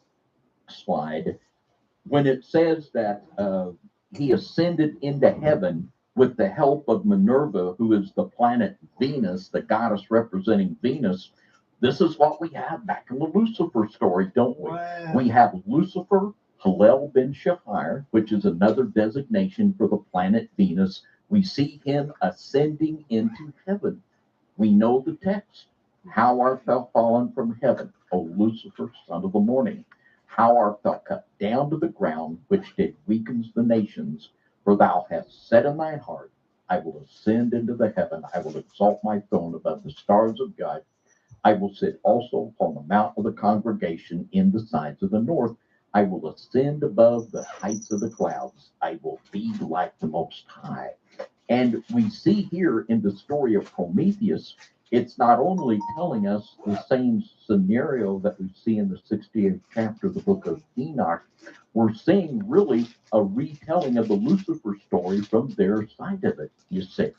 Now, So I got a question for you. you sure, go right ahead. So obviously, Minerva, her father was Jupiter. Now Jupiter and Japetus and Japheth, is this the same thing? Jupiter and Japeti, is that the same thing? No, Okay. Japetus was the brother. Okay, it says here, the son Prometheus was the son of the Titan Japetus. Okay. Japetus was one of the Titans, and he was the brother to Atlas.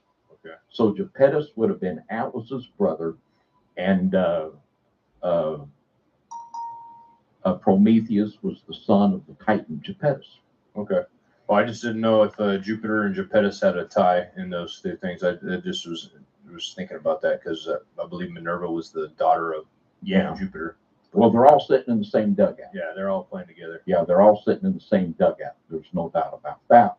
And in this next text, in Isaiah 14:16, this gives me reason to believe, because what we're seeing here, we're seeing not only the retelling of the story of Enoch 68, but of the whole Lucifer scenario.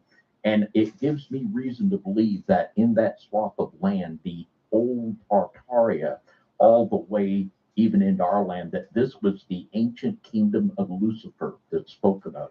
And for those of you that knew Midnight Ride, something that I have maintained for a long time. As a matter of fact, it was the very first presentation I ever did at the Exposing Darkness back in 2016 with John, that Lucifer is not another name for Satan, that Lucifer is a Nephilim.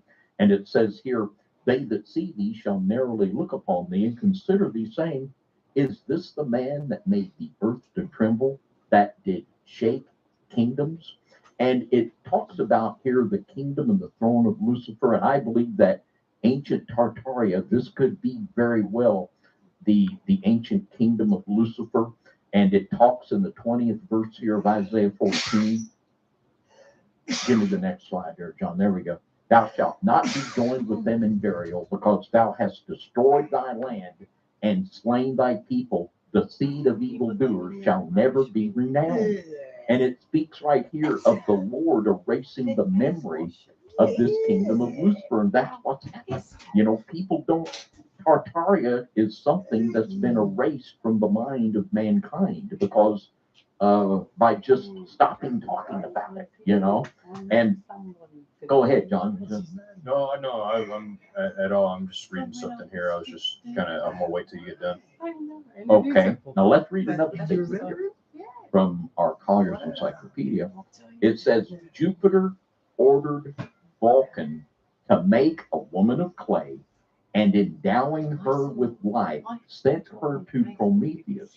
Prometheus, suspecting the snare, induced his brother to marry her. So we have Prometheus's brother, and we have Jupiter making a woman of clay, wanting Prometheus to mate with her. Prometheus tricks his brother into mating with this clay woman. Now, what's this all about? It sounds a little bit like this, doesn't it? Here in the slide in Daniel here, chapter 2, 42 and 43. And as the toes of the feet were part of iron and part of clay, so the kingdom shall be partly strong and partly broken.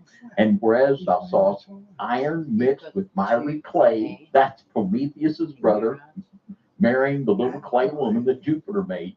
And whereas thou sawest iron mixed with miry clay, they shall mingle themselves with the seed of men, but they shall not cleave one to another, even as iron is not mixed with miry clay. And it appears that when Nephilim, they can mate with humans easier than one another. They're almost like mules in that respect, I think. But the symbolism here is obvious. You know, what does the clay represent? It represents mankind, and it represents the people of God.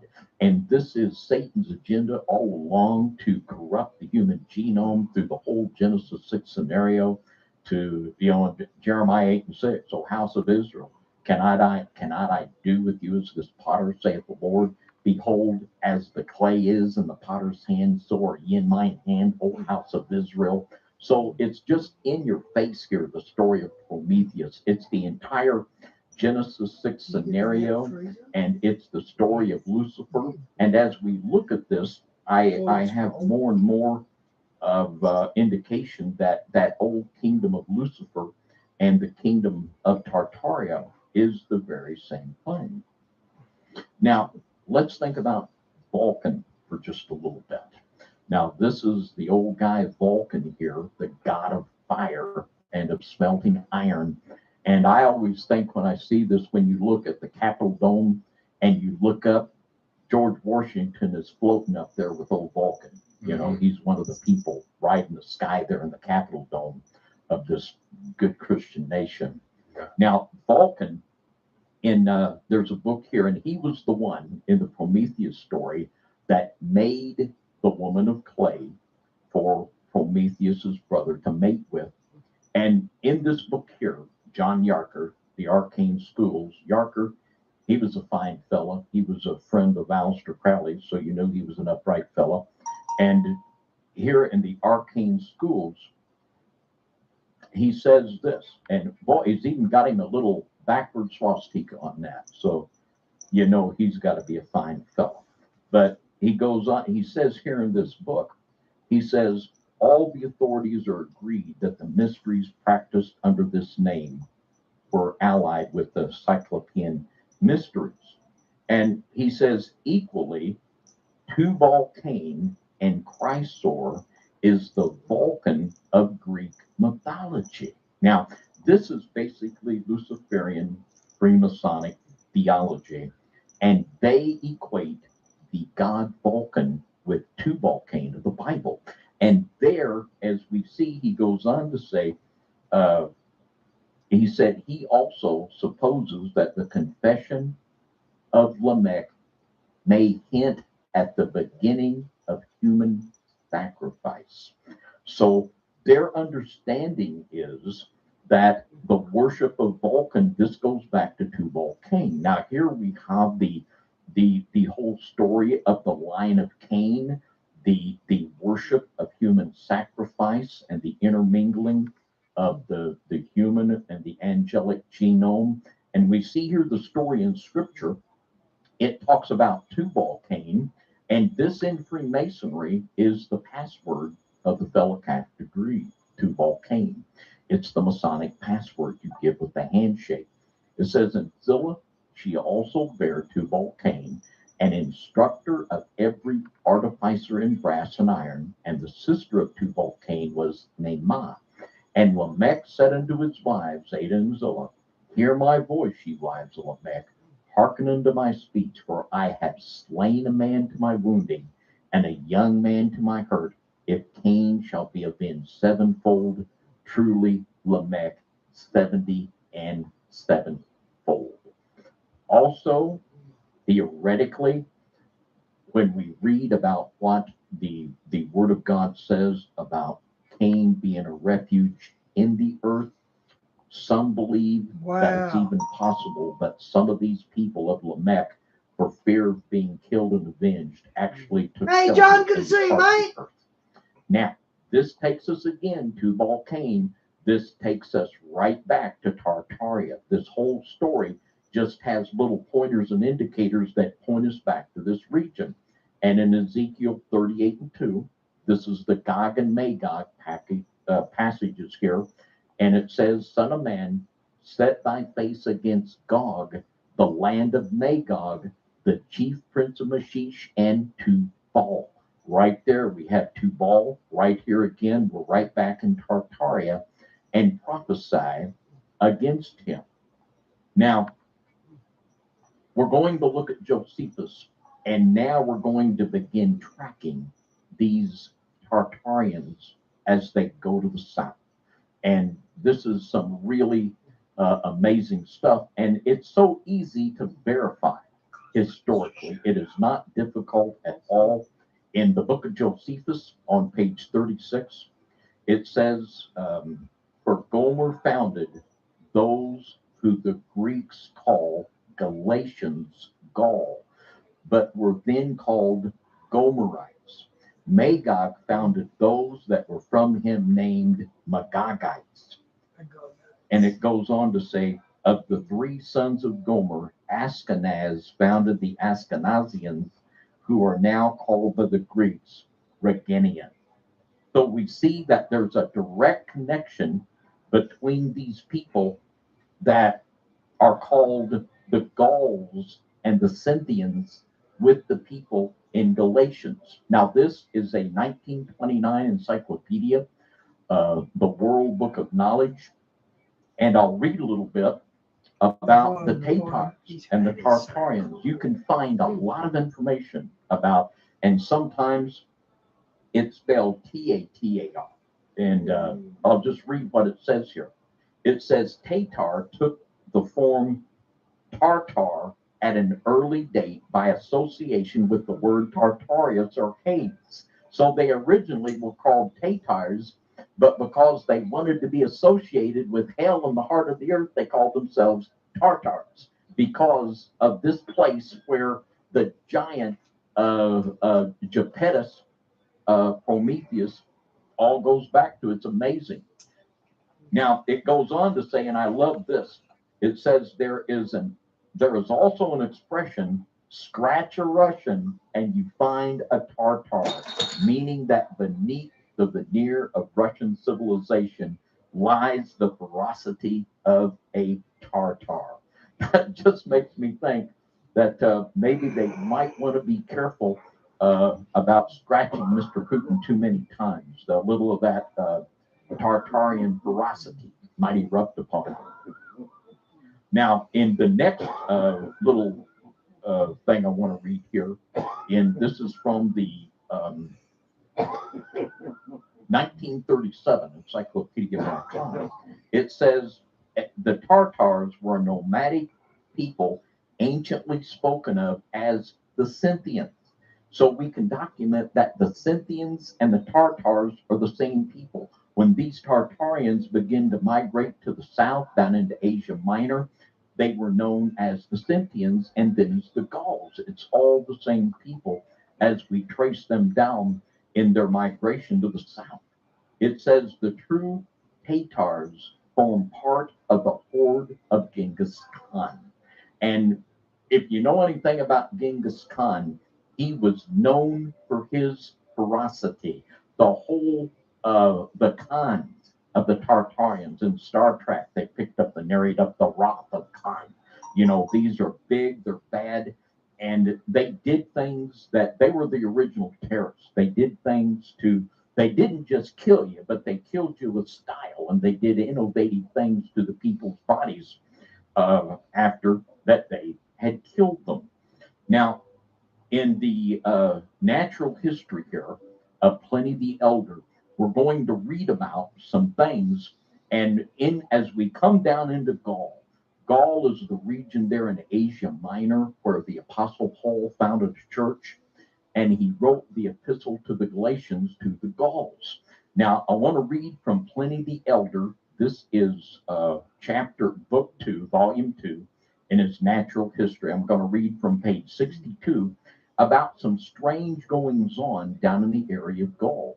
When these creatures, well, not creatures, well, some of them were creatures, when these Gomerian giants, as we're going to read, Steve Quayle in Genesis 6 Giants has a good chapter on the Gomerian giants that come from Gomer in Genesis 10 as we trace them downward into the region of Galatia. Then we can also take them right over. They became the Druids.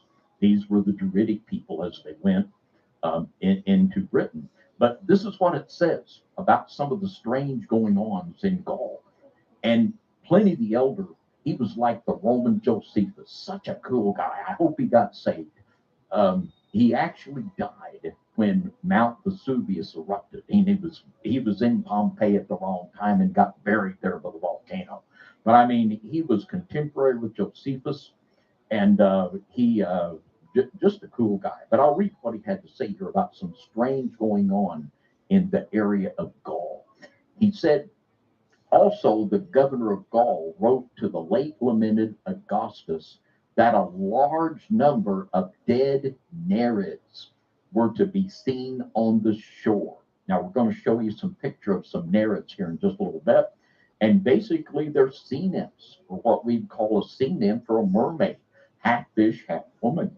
And they actually talked, and you know, this isn't a fairy tale book, and these old books, they talked of the nymphs and the Nereids of being real, and even recounting a letter from the governor of Gaul to Augustus Caesar about these creatures washing up dead on the shore. Wow. He said, I had distinguished members of the order of knighthood as authorities for the statement that a man of the sea has been seen by them in the Gulf of Cadiz. That's very near the Straits of Gibraltar, with a complete resemblance to a human being in every part of his body, and that he climbs on board ships during the hours of the night, and the side of the vessel that he sits on is at once weighed down, and if he stays there longer, actually goes below the water. No way. He goes on to talk about a monster that was found in this area. He says the skeleton of the monster to which Andromeda in the story was exposed was brought by Marcus Scaurus from the town of Jaffa in Judea and shown at Rome among the rest of the marvels during his aedileship. It was 40 feet long, the height of the ribs exceeding the elephants of India, and the spine being 1 foot 6 inches thick. All kinds of strange animals and strange creatures were showing up in this area, and it can directly be attributed to the migration of these Gomerian giants as they come down from Tartaria into the area here of Asia Minor. You know, just to back that up too, there's a book called The Imminent Invasion of Israel that talks about, and I'm just going to read this part right here. And this is, I can find this, and this is a Schofield Study Bible as well, but there's other sources for this. It says the primary reference to the northern powers headed by Russia all agreed the reference to Meshech and Tubal was Moscow and Tobolsk, and it's a clear identification. Then it goes on to say that they went down by the Caspian Sea and all the area, Black Sea and all that stuff that you're talking about as well here. So I mean, there's a lot of evidence that proves this, which is interesting because this is not something I ever understood or knew as, you know, being a possibility. You just never think of that as even the etymology of words is so interesting when it Yeah. comes to this. Yeah. You know, yeah, And of course, when you take the word Tatar, Tartar, Tartaria, rip it from the modern mindset of mankind, you're Yeah. never going to connect these dots. Yeah. But just do a little digging, the dots start connecting, Yeah. and a lot of things start making a lot more sense. Now, this is a picture of what in Pliny's Natural History, he records a letter from the governor of Gaul to Augustus Caesar about a number of these creatures washing up dead on the shore. They maybe had a train derailment, you reckon? And little toxic chemicals got in the water. You know, little of that rainbow water, maybe. I don't know. But anyway, this Nereid. Here's a picture of what we're talking about. These call them what you want. We've got they're like they live in the sea. They're female. sea hookers. yeah, that's about what they can. Of course, they're very much like the nymphs, which is a sexual connotation, the mermaid, and all of these things. But there's actual records that they and you know this isn't a fairy book. This is a very credible history book that is recording these events. And he said that right up here, the governor of Gaul said, "Man, you know, look at these things washing out. You know, a bunch of these Nereids." And as we go on here, I'll read a little bit from Genesis 6 Giants by Steve Quayle. And he has a good chapter in this book on the Gomerian giants. As we trace them, we trace them coming down from the Caspian Sea area right down into Asia Minor, where we see Galatia and Paul writing the epistle to the church he founded in Galatia. Now, it says here, this is on page 214, it says the Cimbri, or the Cimmerians, after making their way overland by the northern route, occupied for a time the country above the Euxine or Black Sea around the Palus Metoidus. When they again felt the irresistible urge to roam, they continued westward, eventually settling east of the Rhine in Germany. They afterward established themselves as far north as Denmark and also colonized Belgium. Akmon's hordes, meanwhile, having advanced by the southern route, first settled in Cappadocia and Galatia, and then later on the southern shores of the Black Sea. From there, they spread into Gaul, which today we call France, and also across from Spain, where they assimilated from the Iberians and thus became known as the Celtiberians. Being as prolific in Europe as they had been in Asia, Gomer's oversized children soon spread over a vast territory, from the lands east of the Rhine to the Atlantic and from the Baltic Sea to the coast of Spain. They also inhabited Switzerland and some northern parts of Italy, especially around the Adriatic. So he rightly traces the migration of these people. Basically, they just spread and they just went out in all kinds of directions. Now, I'm going to read something from this collection of books called The Great Books of the Western World. We're going to read from volume 6 here. And this is the writings of Herodotus. And he talks about the behavior of these Scythian warriors. And we read the documentation from the old encyclopedia that the Scythians were the Tartarians. This is what they were called as they moved to the south. And it says here, this is a Roman historian, Herodotus. He says, the Scythian soldiers drinks the blood of the first man he overthrows in battle. Whatever number he slays, he cuts off all their heads and carries them to the king, since he is thus entitled to a share of the booty. The skulls of their enemies, not indeed, this is on page 134 and 135, if any of you have this set. It says here, the skulls of their enemies, not indeed of all, but of those whom they most detest, they treat as follows. Having sawn off the portion below the eyebrows and cleaned out the inside, they cover the outside with leather. When a man is poor, this is all that he does. But if he is rich, he also lines the inside with gold. In either case, the skull is used as a drinking cup. They do the same with the skulls of their own and own kin if they have been at feud with them. So these were bad dudes. They'd kill you, and they were creative about it. They'd kill you, and they'd make a little drinking cup out of your head. They would drink your blood and make a cup out of your head. These were bad guys.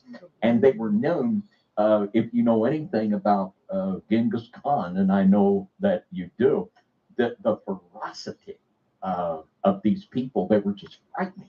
They were just a terrifying figure. Now, we're going to look at a old book here.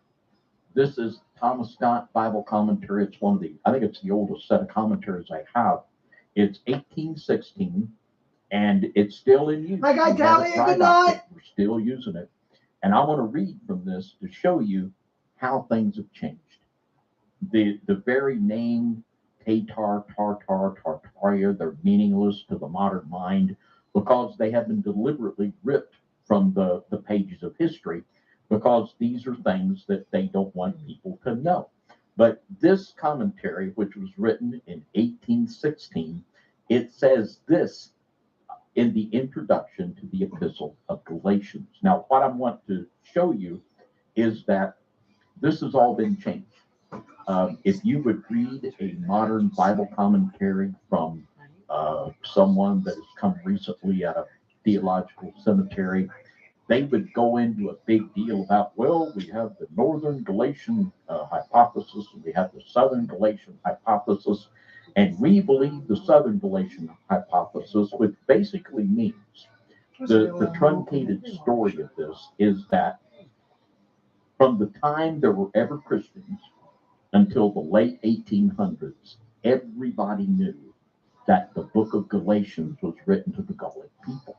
Now, what they say is that the book of Galatians was written to a Roman province called Galatia that weren't the ethnic Gauls. So they have totally severed the connection between the book of Galatians and the Gomerian giants. Now, we're going to understand just how important that is. And these little things that seem insignificant, like they disconnect the dots that enable us to put together the full picture of the story. Let me read just a little bit from Mr. Scott's introduction to the book of Galatians. He says, the Galatians, or Gallo-Grecians, were the descendants of the Gauls, who migrated from their own country to seek for new settlements, and who, after a variety of disasters, got possession of a considerable district in Asia Minor near to Lycaonia, Lystra, and Iconium. You can read right in the book of Acts where Paul visited those places on his missionary journeys. It says, it is supposed that they retained their native language and customs at the time when the gospel was first preached among them. Now, this is huge. This is really huge, because when we get this, we can really figure some stuff out. Often when I talk about the book of Galatians, I'll say, look at your neighbor and say, the Galatians weren't Jews, and the Galatians were the Gauls. And just like it says in the Thomas Scott commentary, they were practicing their customs and rituals at the time the gospel was preached to them in about 50 AD. Now, going on here, we're going to look at the text in Galatians 4, and we're going to see what difference it would make.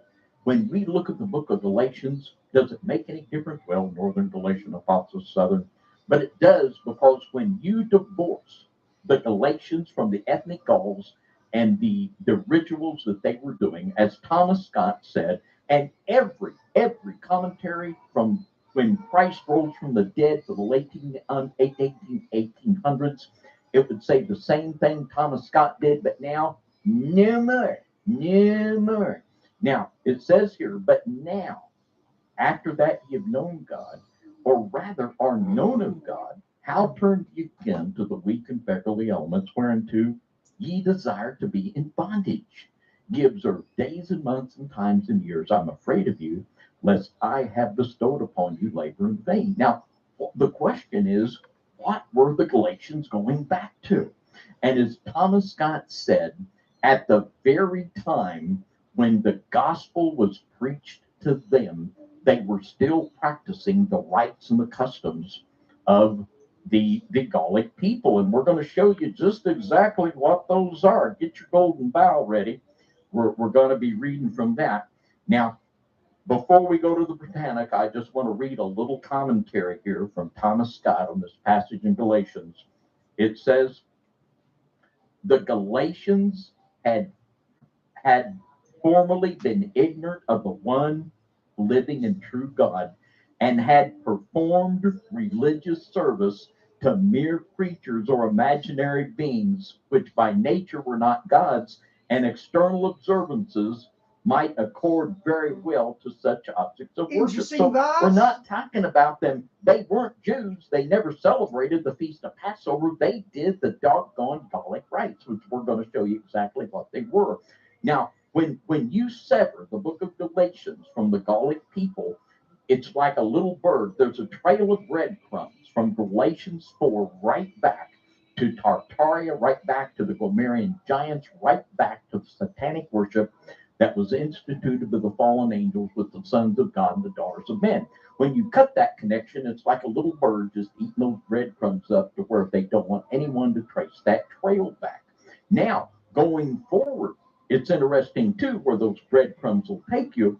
He goes on to say, Brother Scott in his commentary, the best illustration of the absurd conduct which the apostle ascribes to the Galatians may be found in the Church of Rome, in which the worship of saints and angels succeeded to that of the inferior deities, the superstitions, and often licentious festivals which were multiplied among them. Well, happy Saturnalia, happy Baal Mass. And it shows the explicit, direct, satanic nature of that which is done in this celebration of the satanic rites of Baal Mass, which is worshipped under the in the modern abomination that we see that tries to pass itself off as Christianity.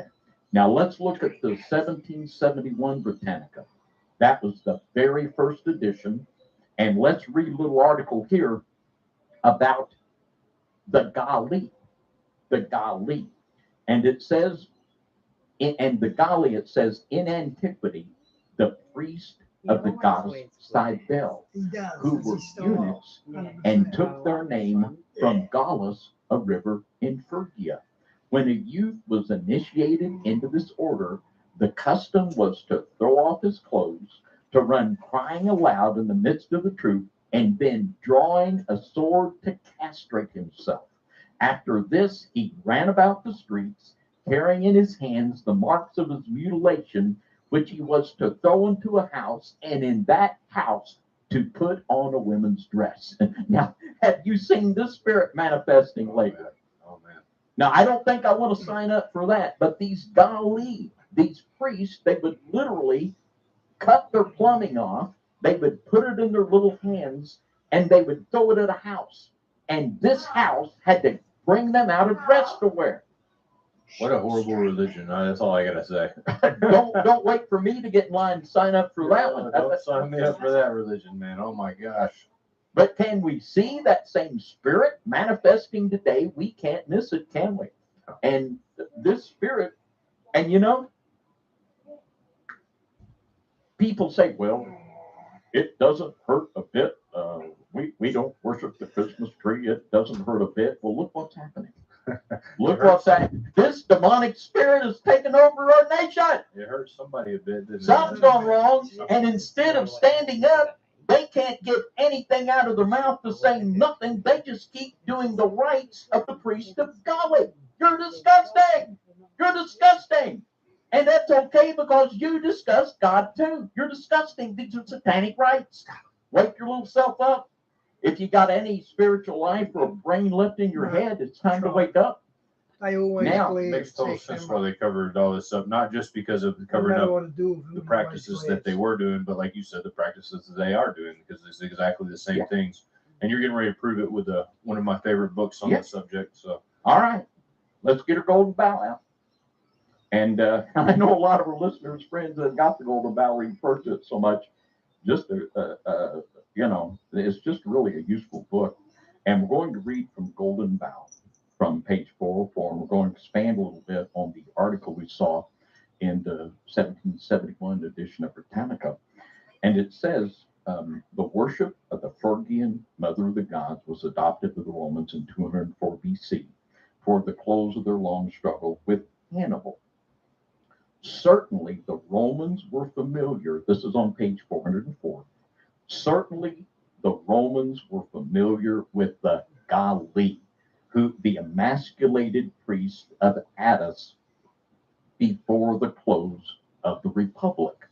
Now, it goes on to talk about the great spring festival of Cybele and Attis.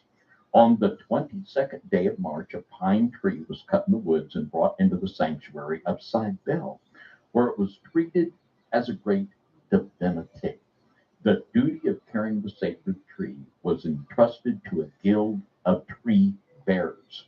Now, the Arch Gallus, the high priest of the Galli, was called the Arch Gallus after the Gauls. In other words, he was the big Gaul, the Arch Gallus. This is right on page 205 or 405, the Golden Bow. It says the Archigallus, or high priest, drew blood from his arms and presented it as an offering.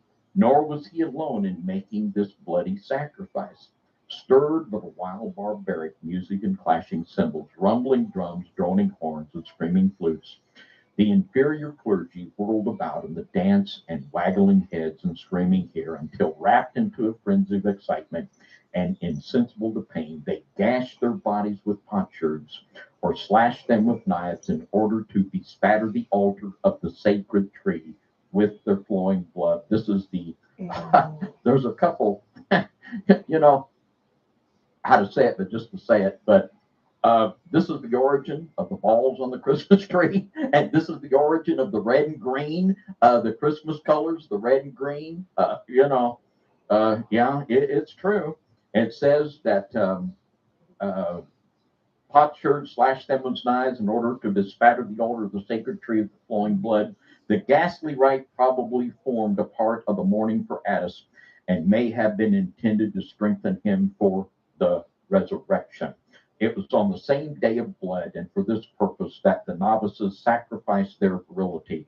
Brought up to the highest pitch of religious excitement, they dashed the severed portions of themselves against the image of the cruel goddess.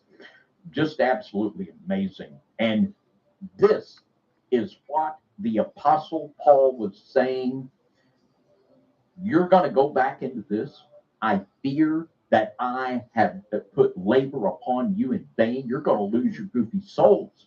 You cannot do this and be a child of God at the same time. So what do these? I'll just dispense with the adjectives because I'm just going to go off. But what do these people think? What are you thinking?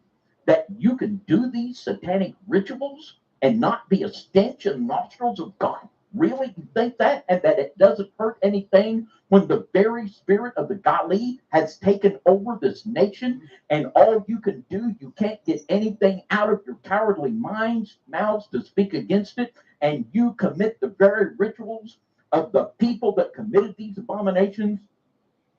You disgust me. And that's okay because you disgust God too. You're disgusting. Absolutely disgusting. You're not a part of the solution. You're a part of the problem.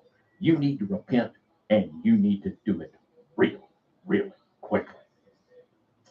Man, I imagine they had a hard time proselytizing and getting people to join that religion. I can't see how anybody would say, like, how do they appeal to people? Be like, man, if you join our club, you'll get to cut your manhood off and throw it at a tree. Like, I can't believe it. And now they do these rituals today that are just the same thing, but like, I guess in a softer way. I kind of wish they would go back to the old way of doing it. If they're going to do it, might as well go all in, right? Yeah, might as well. And that is, to me, unthinkable. Yeah, how anyone could go for that. But yet today, there are hundreds of young children being coerced into chemical castration. Yeah. And Oh, little yeah. girls that are being coerced into these things. It's the spirit of the Gali. It's still there, man. It's still there, and parents are not only letting it happen, but some of them are encouraging their children to do such a thing. Yeah. So Yeah, they actually are. But we see when we peel back the onion that knowing about Tartaria tells us a lot about ourselves, and that the things we see unpacked in these stories, it shows us what's going on right now. We are wrestling with these same ancient principalities. You know, what can you say? But there it is, the giants of Tartaria.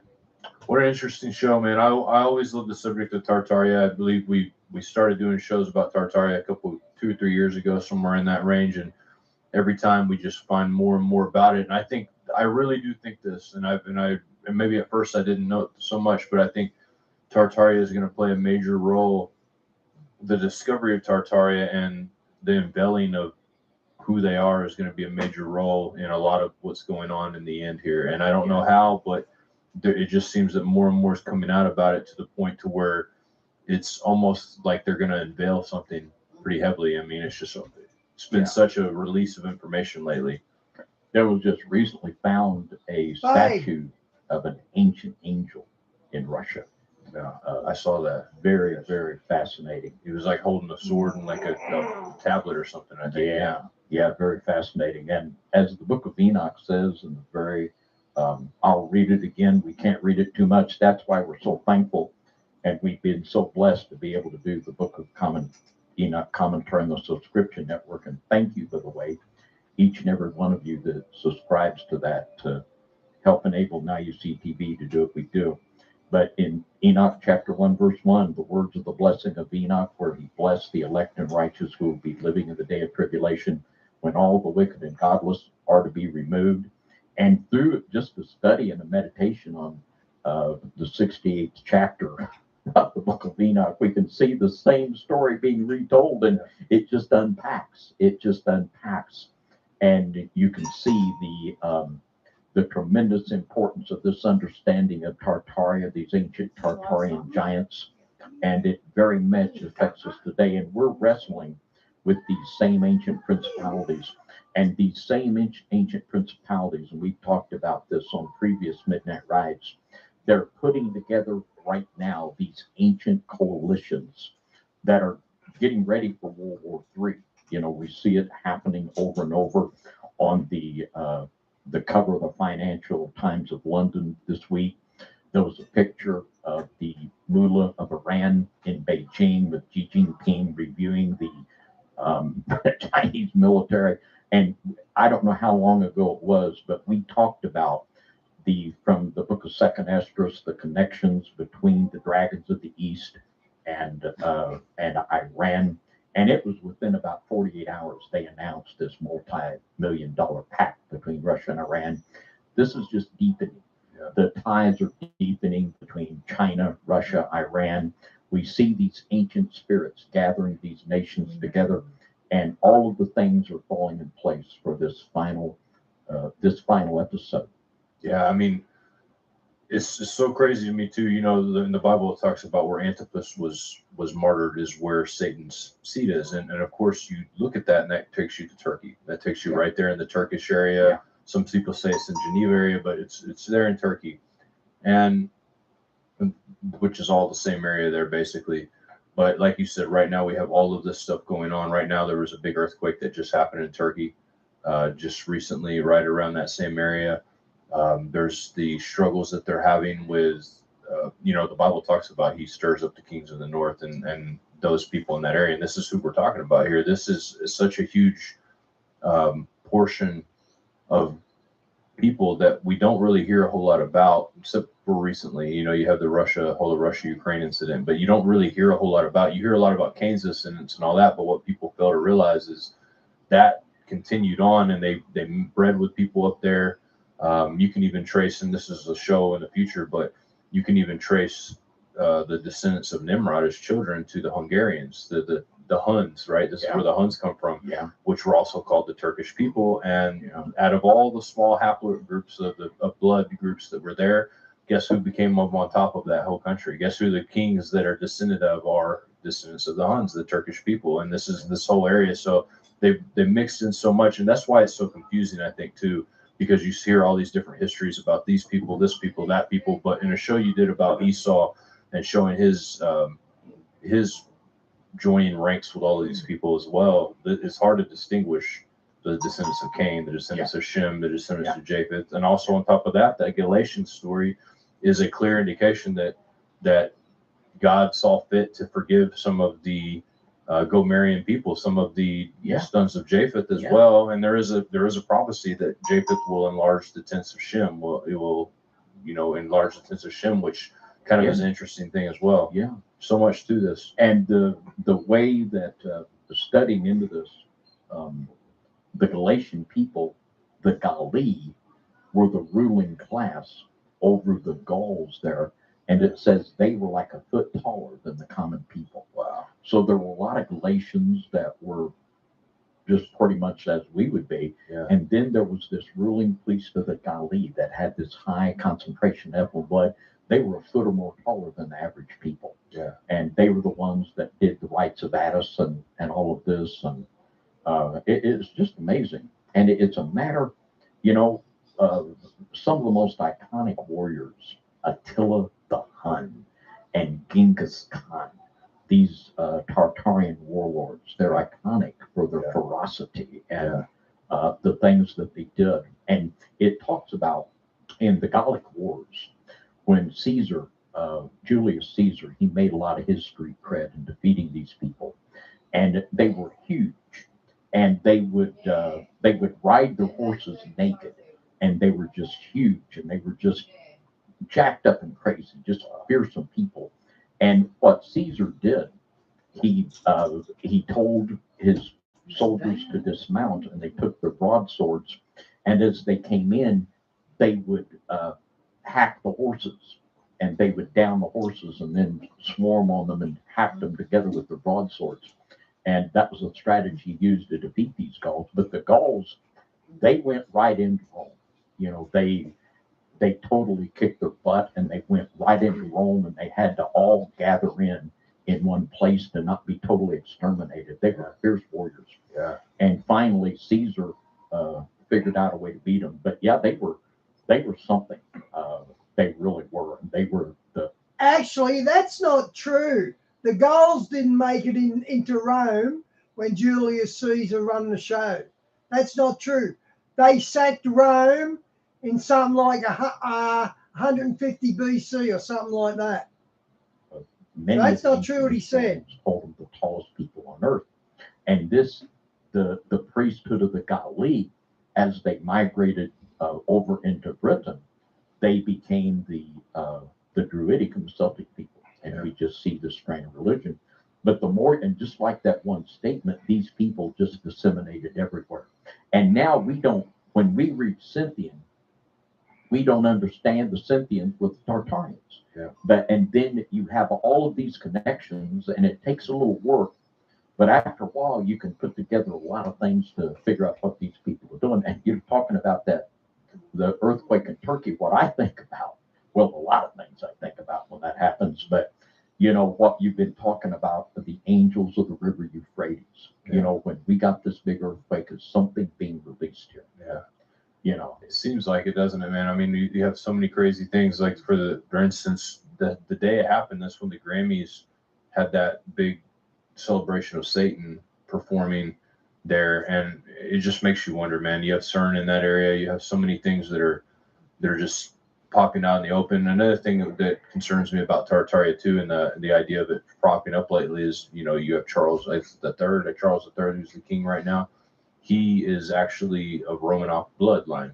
And for those people who don't know about the Romanovs, they were the kings of Russia, Tartaria, before the communists came in, Bolsheviks came in and killed every single one of them, right? You have the Disney movie Anastasia talking about Anastasia Romanov, right? You have all these different things that a lot of people don't really know about this, but there's different books that tie in Romanov to Rome.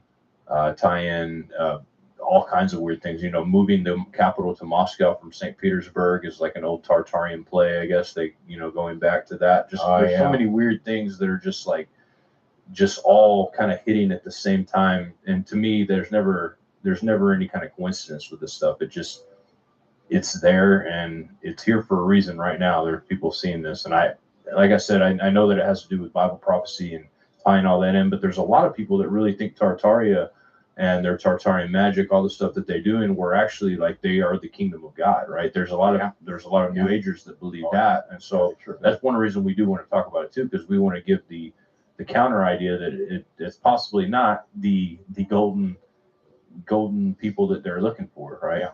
And we have just found out, Joshua Watts and I, on our little recent excursion over there under French Lick, that it has become a real gathering place, just about a half hour from here, of New Age groups. It's becoming a big New Age gathering place right over there in French Lick, festivals and seminars and big, huge gatherings. So, yeah, it all goes together. It all certainly does.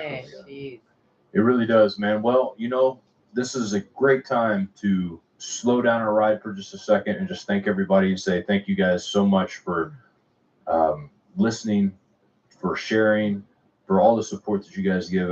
We could not do this without you. You make not only your sharing and stuff, just your support, but you guys get this message out to so many different people. I mean, so many thousands of people that are hearing the word of God and hearing it in a way that they haven't heard it in a long time. For hundreds of years, people haven't taught this way. And I'm not saying that there aren't other people out there like us doing this, but for hundreds of years in the mainline Christian church, this stuff wasn't talked about. This stuff was suppressed. This stuff is hidden. And there's a reason behind it. And we expose all of that. So we thank you guys for listening. Subscribe.